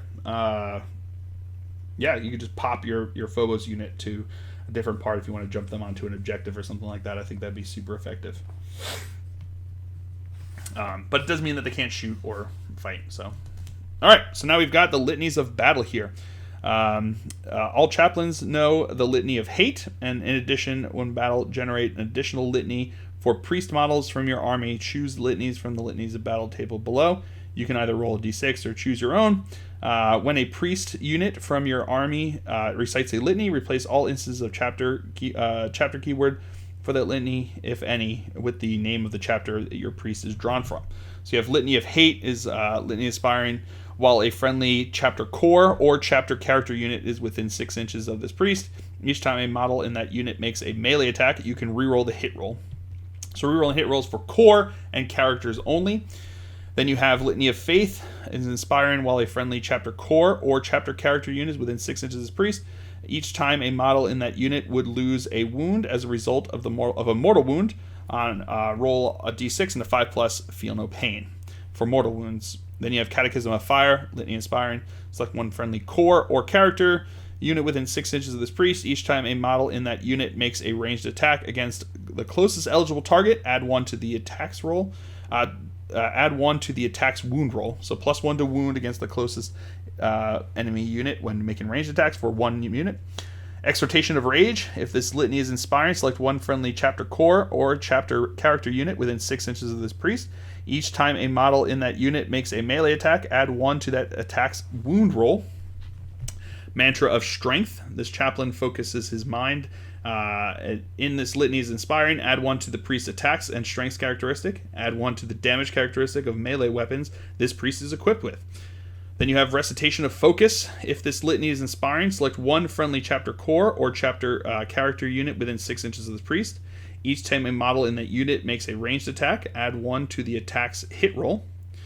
That's pretty cool. And then you have Canticle of Hate. If this litany is inspiring, then while a friendly chapter core chapter character unit is within 6 inches of this priest, add 2 to the charge rolls that are for that unit. This is not cumulative with any other rule that adds to units charge roll. So Space Marines, Blood Angels won't get +3. They'll just only get the +2 if this goes off. And each time a model in that unit makes a pile-in or consolidation move, it can move up to an additional 3 inches. This is not cumulative with any other rule that increases the distance models can pile in and consolidate. So if you have the 6-inch pile-in for the Black Templars, I think they had, or the whatever it is, you don't get 9 inches. It's still only 6 inches. So pretty good there. I think these are pretty good. They're pretty standard. I don't think they really changed that much that they have there. It'll be interesting to see if we can take the chapter-specific ones that the supplements had previously, or if this is just what we're going to be stuck with now going forward. They haven't. I mean, when I'm going over this right now, they haven't made any announcements about what's going to happen with that. But now we have chapter-approved rules. So these are now going to be different options to take for secondaries when you are playing. If your army is fully with it, other than Agents of the Imperium or unaligned, then you can choose these as secondaries in your battle as well. So the first one is a Purge the Enemy choice, which is Codex Warfare. If you select this objective, you score victory points as follows. Score 1 victory point at the end of the battle to a maximum of 5 victory points for each enemy unit that is destroyed as the result of an attack made with a heavy or grenade weapon by an Adeptus Astartes unit from your army while the Devastator Doctrine was active for your army. Score 1 victory point at the end of the battle for a maximum of 5 victory points for each enemy unit that was destroyed as a result of attacks made with a rapid-fire assault weapon by an Adeptus Astartes unit while the Tactical Doctrine is in effect, and the same thing again with pistol or melee while the Assault Doctrine is active. So you want to kill a lot of things. This will give you points for doing so at the different things are active there. We also now have battlefield supremacy choice here. Shock tactics. The Space Marines are the Emperor's finest shock troops, striking at the foe before they can react. Score 3 victory points at the end of the battle round if you control one or more objective markers that were controlled by your opponent at the start of the battle round, and an Adeptus Astartes unit from your army is within range of that objective marker. So pretty cool there. I like that one.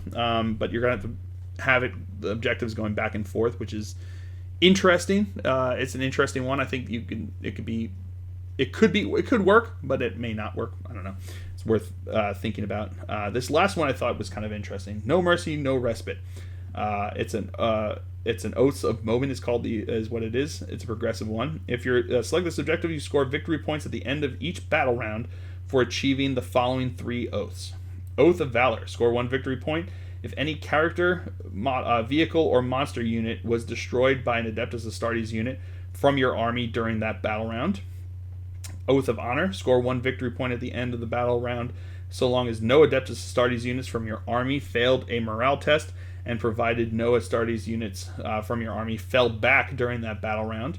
And an Oath of Duty. Score 2 victory points at the end of the battle round if an Adeptus Astartes unit from your army is wholly within 6 inches of the center of the battlefield. So that one's kind of interesting. I think this one, out of all the 3, has the most promise to being giving you the ability to really do what you need to do there. So, because again, it's you can score up to 4 points per turn, as opposed to these where it's like, especially like Devastator Doctrine, if you're not jumping back with some of the other abilities, you've got first turn to try to kill 5 units to get to max it out there.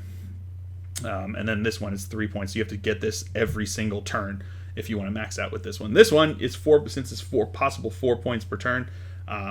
You could be delayed in getting it, because otherwise you have a possible maximum there of what is that, 5 times 4, 20. So you can miss out on a couple there, which I think is kind of interesting. Thinking about trying to get the maximum number of points there. But I don't know. I don't know if I would choose these necessarily over the ones that already exist, but it's cool to see that you have those options there. Then we have the Crusade rules. If I'm being honest, I don't think I know enough about Crusade. I haven't really gotten into Crusade. I need to look into it to see what they have here. But they've got a bunch of different agendas that they have that work with there. New requisitions, battle traits, honorifics, Crusade relics, and the such that they will go over a lot of these here. But honestly, I don't know enough about these that I would really be able to tell you about them and how they change things for your guys here. But I think they're kind of cool the way they have the different stuff here. So this is one of the things that I need to look into doing, because I think it would be fun to do. It just makes it a little bit difficult to do the way I record all my battle reports. Doing this kind of stuff, I think would be a little bit difficult for me to do. But I don't know. I'll look into it and see what I can do here. But yeah, they've got the different abilities there. Unfortunately, like I said, I'm not going to be the one that's going to be able to tell you about this stuff here. And then they show off some of the Crusade armies that they've got here, which is pretty awesome. I always love looking at their models they have painted here. So let's get into the data sheets here and talk about how some of the different rules have changed. This one I can help out. This one I know about. This one I can do some things with. So the chapter keyword is you have to choose your chapter, obviously, and then it becomes the chapter that everything is then follows along here. There are some differences with the non-codex compliant chapters. For instance, Black Templars cannot choose Librarians. You cannot choose Grey Knights or Legion of the Damned when nominating chapter, which chapter a unit is from. In addition, the following restrictions apply. Librarians cannot go for Black Templars. Dark Angels cannot choose Stern Guard veteran squads or Vanguard veteran squads. Death Watch cannot choose Assault squads, Attack Bike squads, Devastator squads, Stern Guard squads, Tactical squads, or Scout units. I imagine when they come out with their supplement, that they will get access to, obviously, the veteran squads and all of those things that replace all of those different stuff. So you're not going to be getting Tactical squads or Devastator squads, but you get all the other stuff, which is pretty interesting. Then Space Wolves, following units cannot come to Space Wolves chapter, cannot have Apothecary, Assault squad, Devastator squad, Stern Guard veteran squad, Tactical squad, or Vanguard veteran squad. Again, I think when the Space Wolves come out, they'll get access to like the Blood Claws and all those different things there. Talk about successor chapters. Some rules refer to successor chapters if your unit is not from the Death Watch or a first founding chapter. Then you must decide where they are from. And again, like I said before, if you have one that already has the rule, like Howling Griffins is a successor of the Ultramarines, then that's the one you have to choose. War gear and weapons lists, they have them there. Some of them talk about the different ones. They've got them on the different pages there. These can be found on page 995. Not that it makes a difference here. Abilities. So these are where some of the abilities change. So you have Angels. Units data sheet will list certain abilities. So you have Angels of Death ability, which is a bunch of them have there.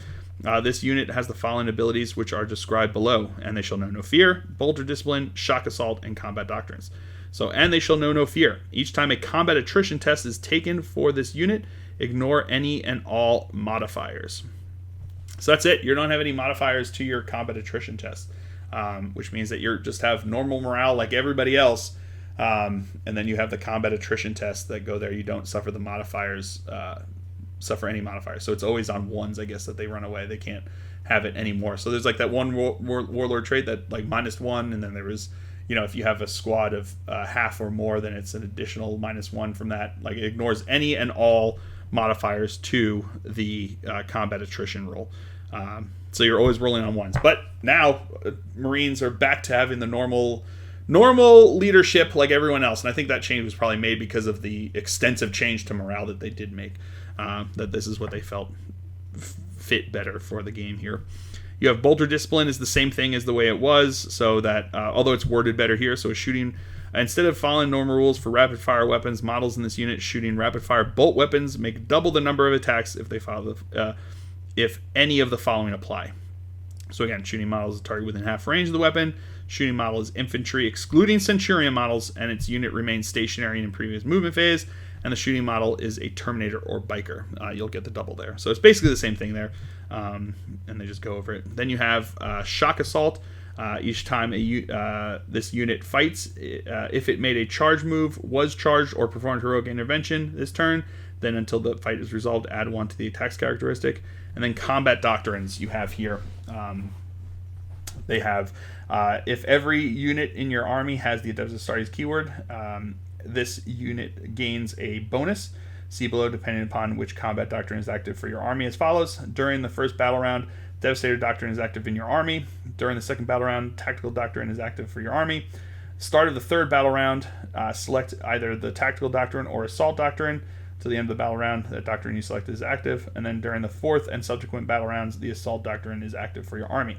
Unless specified otherwise, this bonus is not cumulative with other rules that improve the armor penetration characteristic of weapons. So then they have the Devastator Doctrine. It's all the same stuff. So it's, again, the same things here. These didn't change here that they have here. It's just the new way of doing the combat doctrines that they changed with the FAQs. And then the deployment abilities just have the different ways of, so combat squads where you can split them. Death from above is basically just jump pack ones, get that one. Concealed positions during deployment, so you can set them up in the middle there, so like Phobos and stuff like that. Outflank during deployment, every model in the unit has the ability. Then you can set up this model behind enemy lines.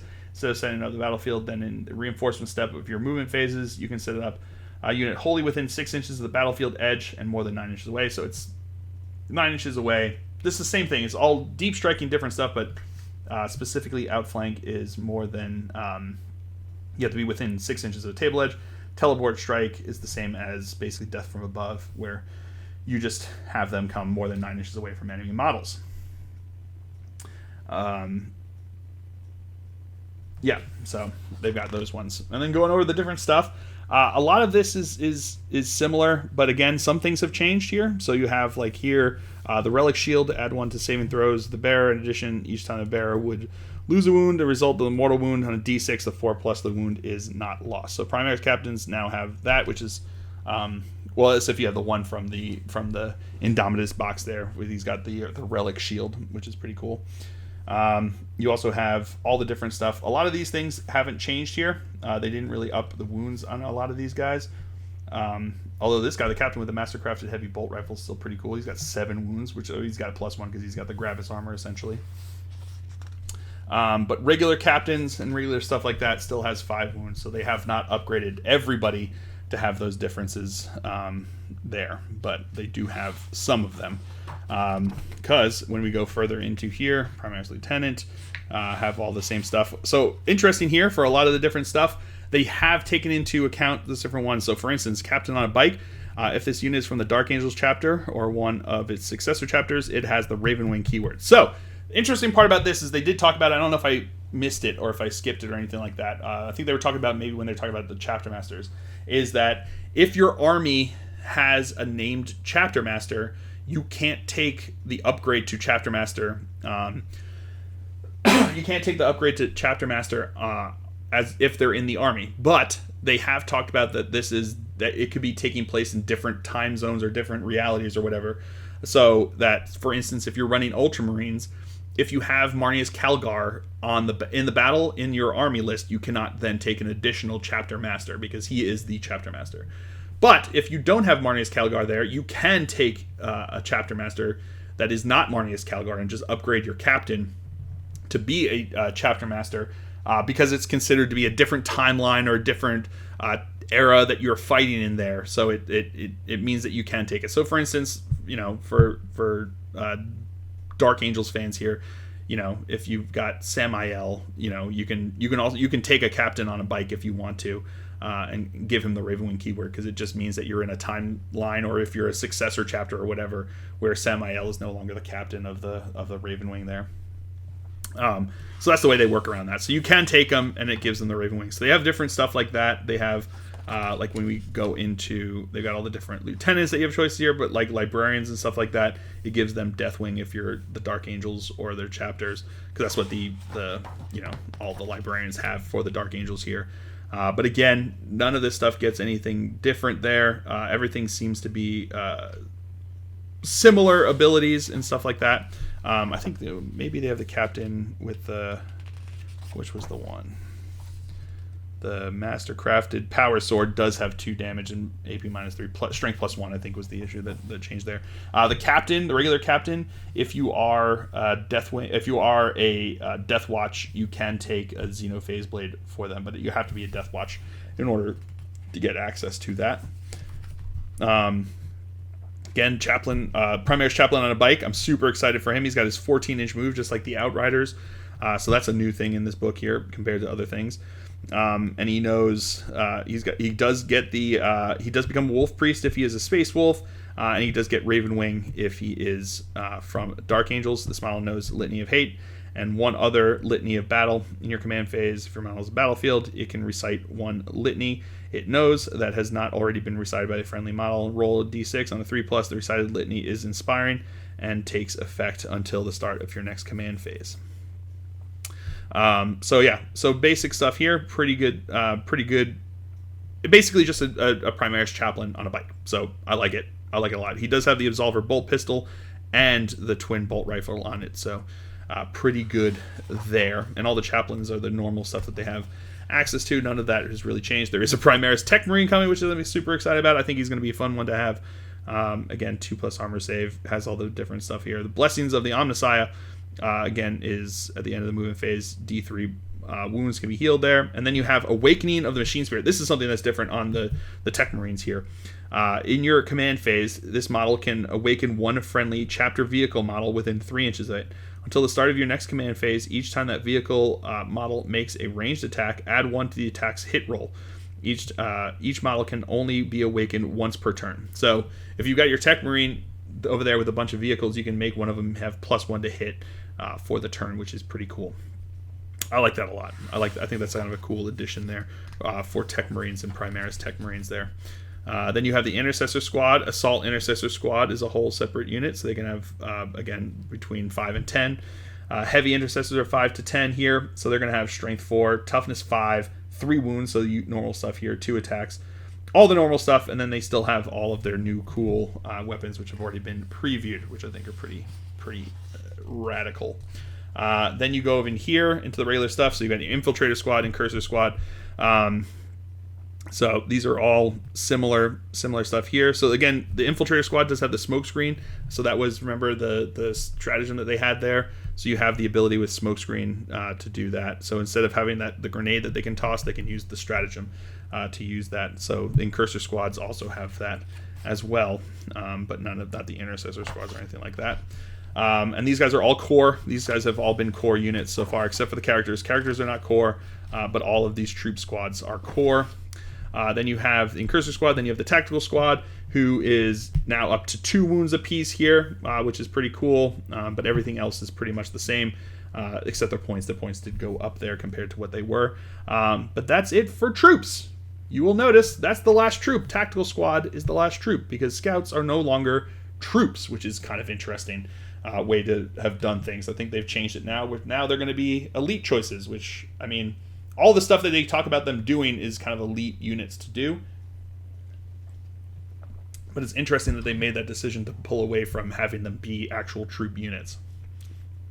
Then you have the company champion here, which is pretty cool. You do have command squads, so for each company veterans unit included in the detachment, one chapter command squad company champion unit can be included in that detachment without taking up a battlefield role. So you can take, if you have a veteran squad, a company veteran squad, you can take a company champion without taking up the space there.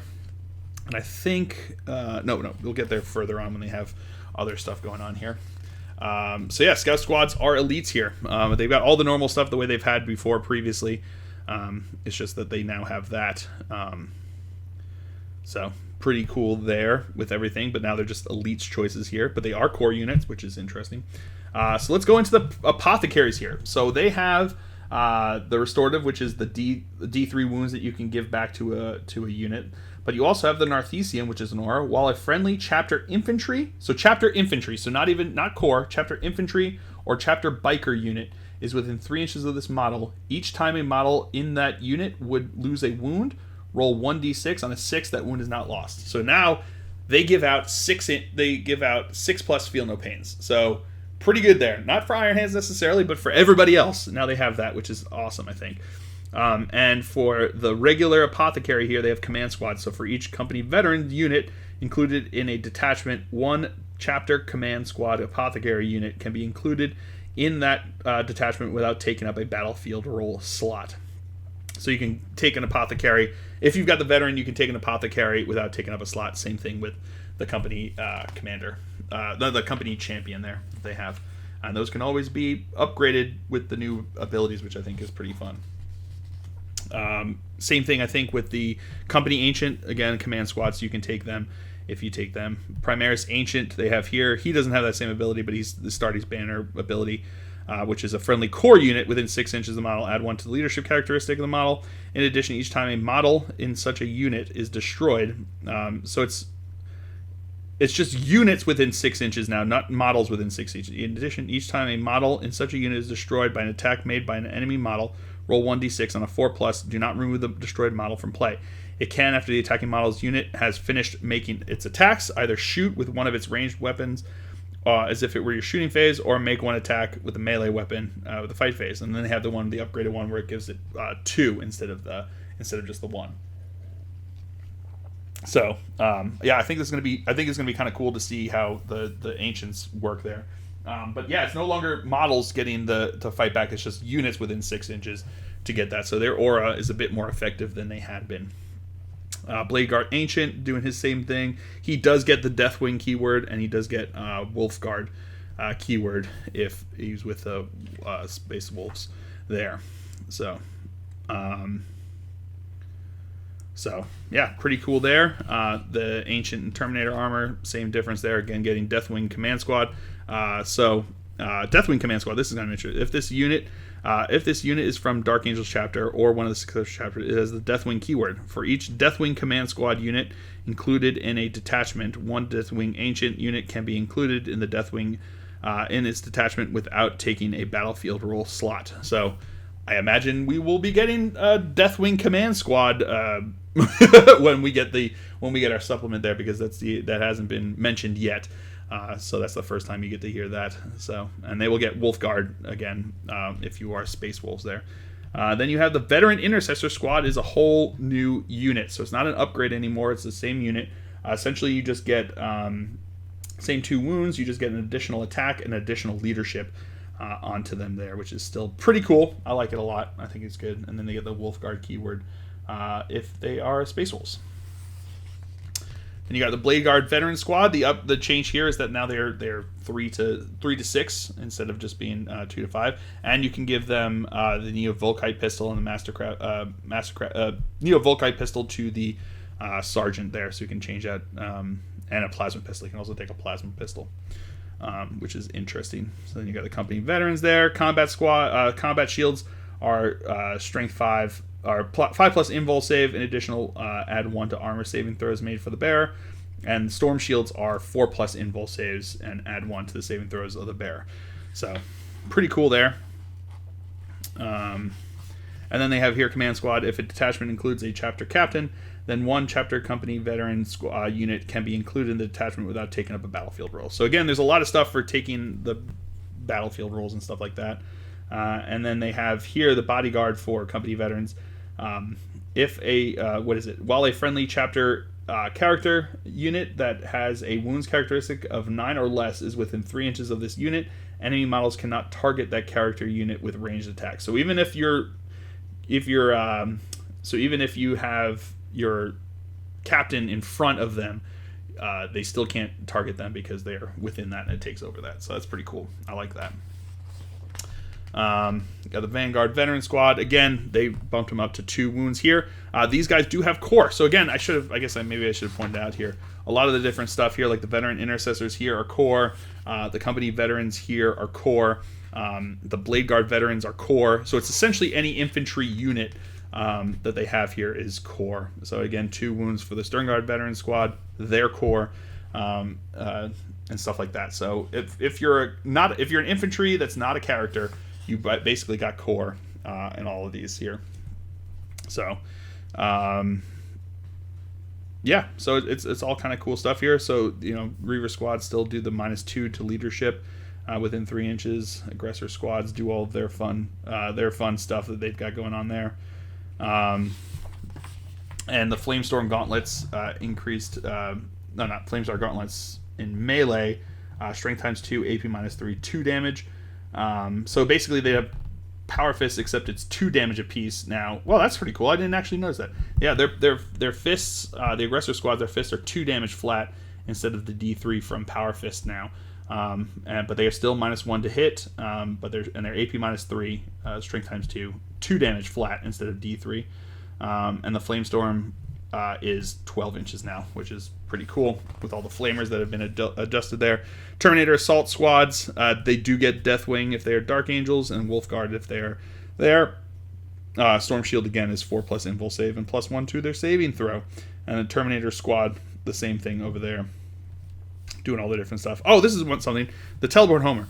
Once per battle at the start of your movement phase, you can remove the unit from the battlefield, and then, in the reinforcement step of your next movement phase, you can set that unit back up on the battlefield anywhere wholly within your own deployment zone and more than 9 inches from any enemy models, or anywhere within 3 inches of a friendly chapter model and more than 9 inches from any enemy models, or anywhere within 3 inches of an enemy friendly chapter model and more than 9 inches from any enemy models. So it's anywhere within your own deployment zone and more than 9 inches from any models, or anywhere within 3 inches of friendly chapter models and more than 9 inches from enemy models. If the battle ends and the unit is off the battlefield is destroyed, if the unit is split into 2 units because of combat squad ability, only one of the units can use that ability. So that's pretty cool. I like that because it does help to mitigate the fact that they then just become like these trudging along. So you pop them down, turn 2, they chop down, do all their business and knock away a unit, and then you bring them back up at the start of your next movement phase, and then so turn 3 you pop them back up, and then turn 4 they can pop back down again and do their same business and just go into charge into people. So I like that a lot. I think that's a cool addition to the Terminator Squad. So that's both the Assault Squad and the regular Terminator Squad get access to that, which is pretty cool. Then Relic Terminator Squad here, which I think replaced the Tartaros and all of those here. The same difference, really, when they have all the different choices that they have. Centurion Assault Squads have their same thing. They're still at 4 wounds apiece, though. Those have not gone up. They have their, but they're also not core units, so that's interesting to point out. But the Relic Terminator Squads and the regular Terminator Squads are core units. Centurions are not core units. They don't want them benefiting. I think they've just become too much of a nuisance to a lot of people that they don't get the benefit there. Victor Warsuit is also not a core unit. But the Dreadnoughts are core units, which I think is pretty interesting there, including the Contemptor Dreadnought. They've got all of their different stuff. And now Dreadnoughts just have Duty Eternal on the regular Dreadnought here. Duty Eternal. Each time an attack is allocated to this model, subtract 1 from the damage characteristic of that attack to a minimum of 1. So that regular Dreadnought has that built into it. Venerable Dreadnought has that built into it. And it also still has the 6+ ignoring 6+ feel no pain. So yeah, dreadnoughts now have the have Duty Eternal just built into them instead of having to spend CP on them. So they're going to be -1 to -1 to damage to them, which is kind of interesting way to do that. Redemptor dreadnoughts also have it there. They're also still core. Ironclad dreadnoughts, they're core, doing all of that fun stuff. So yeah, pretty brutal stuff here, which is pretty cool. Oh, the one thing I did want to check, I did want to see, what was it? Tornado Squad power. Yeah, heavy flamers 12 inches. Power Fist. Yeah, Power Fist. Oh, Power Fists all have become now flat 2 damage instead of the D3 damage. So Chain Fist is D3 damage, AP -4. Each time attack is made with this, subtract 1 from the attack's roll, and attack is allocated to a vehicle model. The attack has a damage characteristic of 3. So Chain Fists are now damage 3 against vehicles, AP -4, or AP -4 D3 damage against everyone else. And the Power Fists are now a flat 2 damage, which is kind of interesting.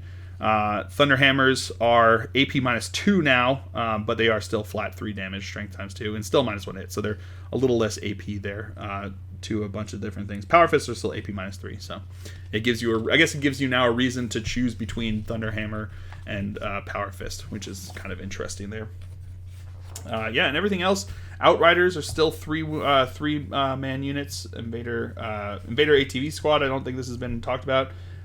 He's got his Onslaught Gatling Cannon, Multi-Meltas, Heavy 2, like they have. All those changes have been made.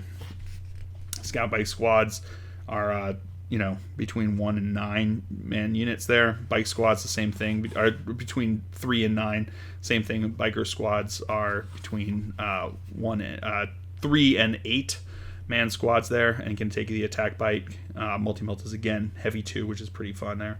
And it's a D6 +2 if you're in half range, which is pretty cool there. Again, getting the Raven Wing, and then Swift Claw here for the bike squads if it's Space Wolf chapter, and then it's they change things here. If it's Swift Claw keyword and contains 1 biker sergeant between 2 and 14 Space Marine bikers, which is pretty cool. If this unit contains between 3 and 5 Space Marine biker models, it has power rating of 9. Blah blah blah, going up and down, talking about that different stuff. Everything else, a lot of the stuff has not changed in these guys. We do have the Storm Speeders now, which are the new units that they have access to, and they do get Raven Wing if they are Dark Angels units, which is kind of cool. And they kind of went over already in GW. Already kind of went over all their different stuff that they have there. They got no real special abilities. They just got their cool weapons that they have going on there. Data Link Land Speeders do have some different stuff here. So again, they're going to be Raven Wing. But they have Data Link Telemetry. At the start of your shooting phase, select 1 enemy unit that is within 8 inches of and visible to this unit. So at the end of the phase, each time a friendly chapter Whirlwind unit makes an attack with a weapon with the blast ability against the selected unit, add 1 to the attack's hit rolls. So +1 to hit for them, which is pretty cool. But they have divided up land speeders into 3 different types of land speeders, which is kind of interesting. So you got a regular land speeder, which just has a heavy bolter, which can be swapped for a multi-melta. So you just have heavy bolter or multi-melta. It's a regular land speeder. Land speeder tornadoes come equipped with an assault cannon and a heavy bolter. The heavy bolter can be replaced with a multi-melta, and the assault cannon can be replaced with a heavy flamer. And then the land speeder Typhoons are equipped with a heavy bolter and Typhoon missile launchers. Any number of them can replace the heavy bolter with a multi-melta. So they've just kind of switched things up the way they have them there. Again, everything's going to have Raven Wing. If you're Dark Angels, you've got your Hellblaster squads here. They have Plasma Weapon, which is listed below. So if any unmodified hit rolls of 1 are made for attacks with this weapon profile, the bearer is destroyed after shooting this weapon. So again, Plasma has been adjusted to what it was in the Indomitus box now. So it's only unmodified 1. So it doesn't matter if it's minus, or I guess it could only be -1 to hit or +1 to hit. So +1 to hit does not save them, and -1 to hit doesn't make them even more likely to explode. It's unmodified 1, so it's just the weapon doing its weapon things. Again, everything else is the same thing. Eradicators can be up to 6, which is kind of cool, and they have access to the heavy melter rifle, or the heavy melter rifle and the melter rifle. So the heavy melter rifle is heavy 1 instead of the assault 1, which the regular melter rifles are, and they're all both strength 8, both AP -4, and the damage is D6 +2. But if it's in half range, it's D6 plus 4 versus the melter rifle, which is going to be half range is D6 plus 2. So pretty cool stuff there. And again, if you're shooting, it's not, if it has not advanced this turn, it can unleash total obliteration. If it does, select one enemy unit. Models in the unit can shoot twice this phase, but they can only make attacks that target the enemy unit, and only the enemy unit is eligible target for those attacks.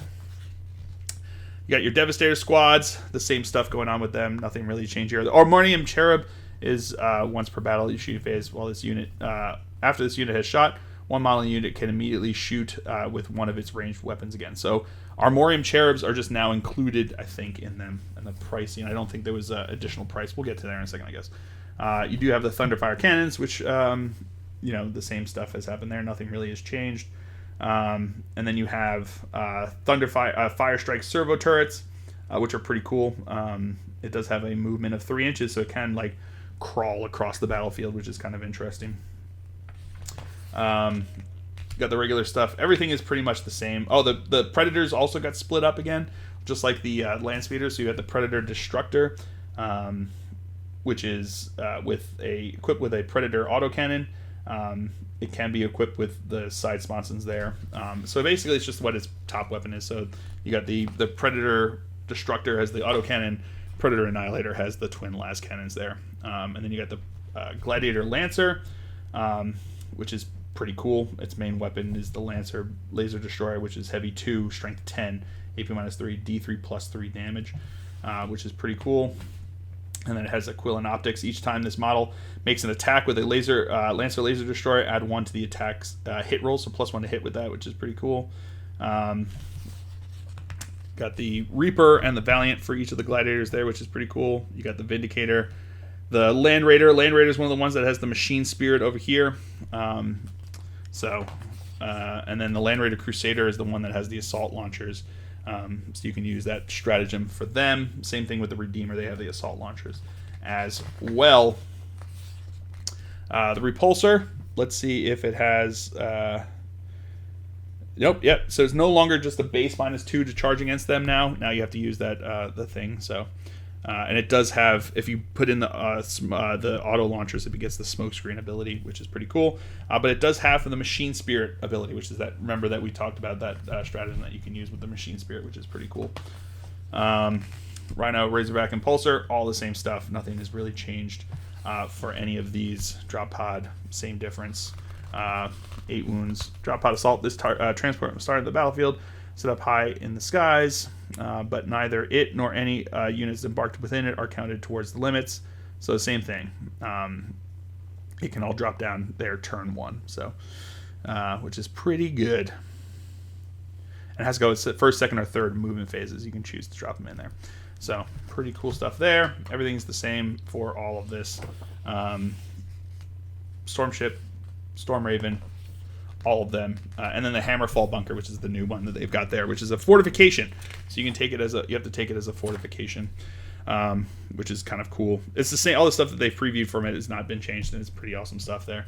Weapon profiles, melter weapons. They talk about the different ones like Lion's Wrath, the plasma weapons. They talk about what counts as all of these different weapons, and they talk about them in the supplements. What will have it? So like the Lion's Wrath for the Dark Angels there, and they've got like Dracus, which counts as a flame weapon and stuff like that. Nothing really changing right here. Again, the big changes were the melter weapons having the D6 plus 2 damage, which they've already talked about. Flamers getting the additional range, which they've already talked about. Otherwise, everything is kind of stayed the same as far as the stuff. The Chain Fist, like I said, the Power Fist, Thunder Hammers, those things did change, but otherwise pretty standard. Points values have changed a little bit, not a whole lot here. They changed, basically they upped the price of the units that got the +1 wounds, and they've kept everything else is pretty much the same as far as I could tell. Some of the Dreadnoughts I think changed slightly in points values, but they've started now with the points where you pay for the unit and it comes with what it has, and then if you add the different stuff onto them or change out the different stuff, it gives you the points to add up. So it's basically changing back to the way they were previously about points there. The the way that the things have worked for them, which is kind of interesting. And it does give you the chapter command, the points that you can change into them. And they also changed some of the points for not much else. That's pretty much where they kept all the points. And then at the back, I can't show it to you because otherwise I won't get it. They have the code now in the back of the book to give you they give you the code for putting it into the app, so that you will get access to this in the app. So a pretty fantastic book, if you ask me. I think there's some really fantastic stuff. I think they also made a serious effort to go into it and make some changes that they felt were important for balance with all the different stuff that's happened here. I should say the point values. The point value for Apothecary did change. It did go up because now they're giving out that 6+ Feel No Pain. They did make them more expensive. I think it's like 75 points versus 55 points for them there. So, but pretty cool stuff. So it'll be interesting to see how all of this interacts with the supplements. It'll be interesting to see how all this interacts with the non-codex chapters and how they are going to be starting getting their stuff and what'll be in those supplements. I'm very excited to see what's going to be in the different supplements. It'll be interesting to see if the what from the Psychic Awakening still works with this. So for instance, for the Dark Angels, are we going to still have access to the stratagems that we got in Ritual of the Damned, or is that now out the window with the new codex that we're going to be a part of until we get our new supplement, or are they going to be counting for it? It'll be interesting to see what they declare, because I know they said that all of the Psychic Awakening books were made with 9th edition in mind.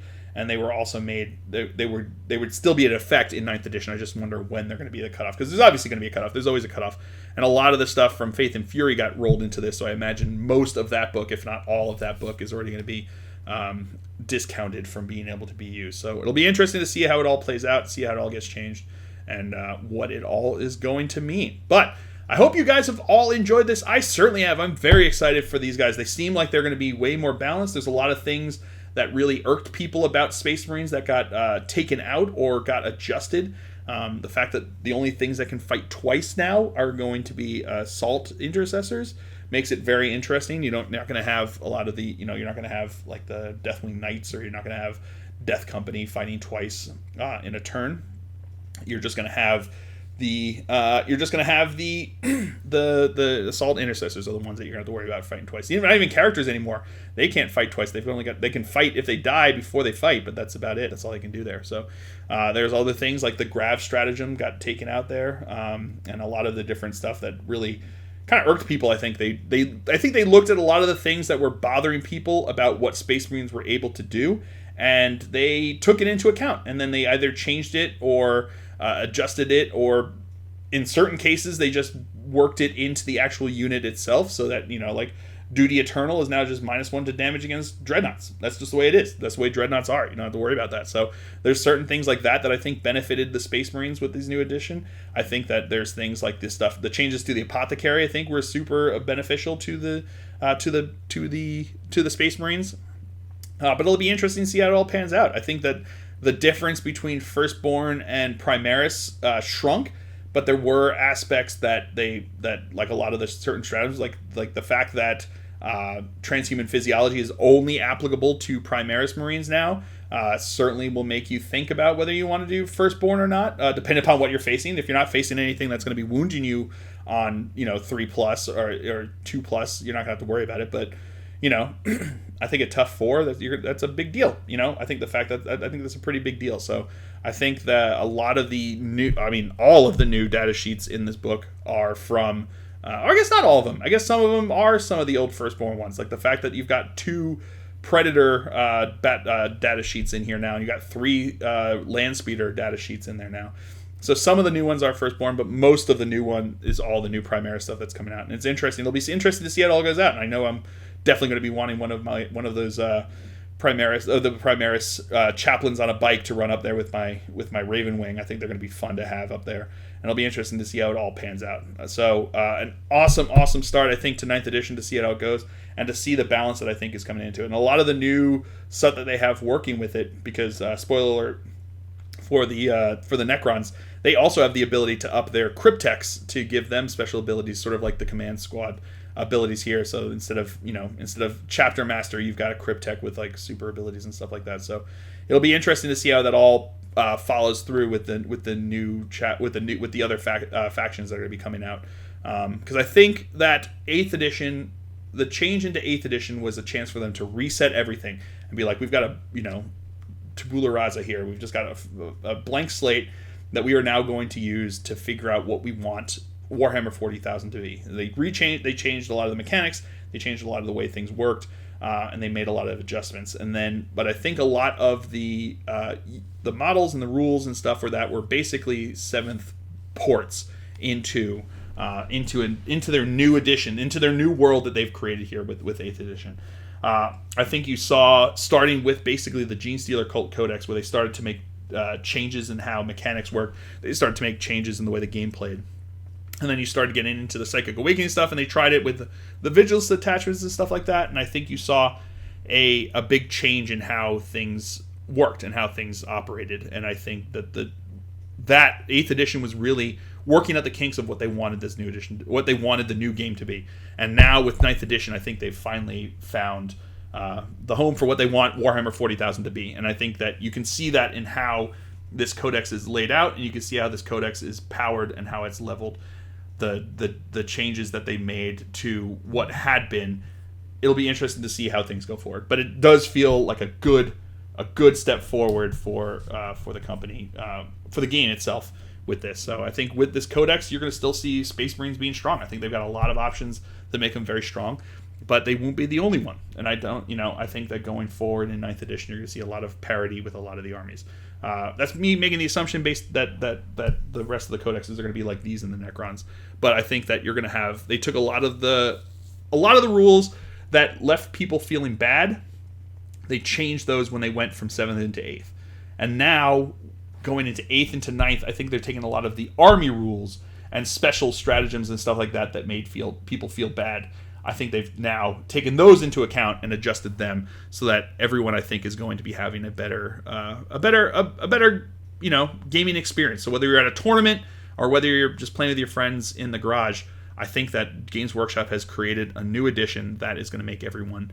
I think that's going to give people a lot of hope for this going forward. I think there's going to be a lot of parity, a lot of fun gaming that's going to be involved. So I hope you guys have all enjoyed this. I certainly have. I have been Phil, the Glacial Geek, as always. And until next time, stay safe and have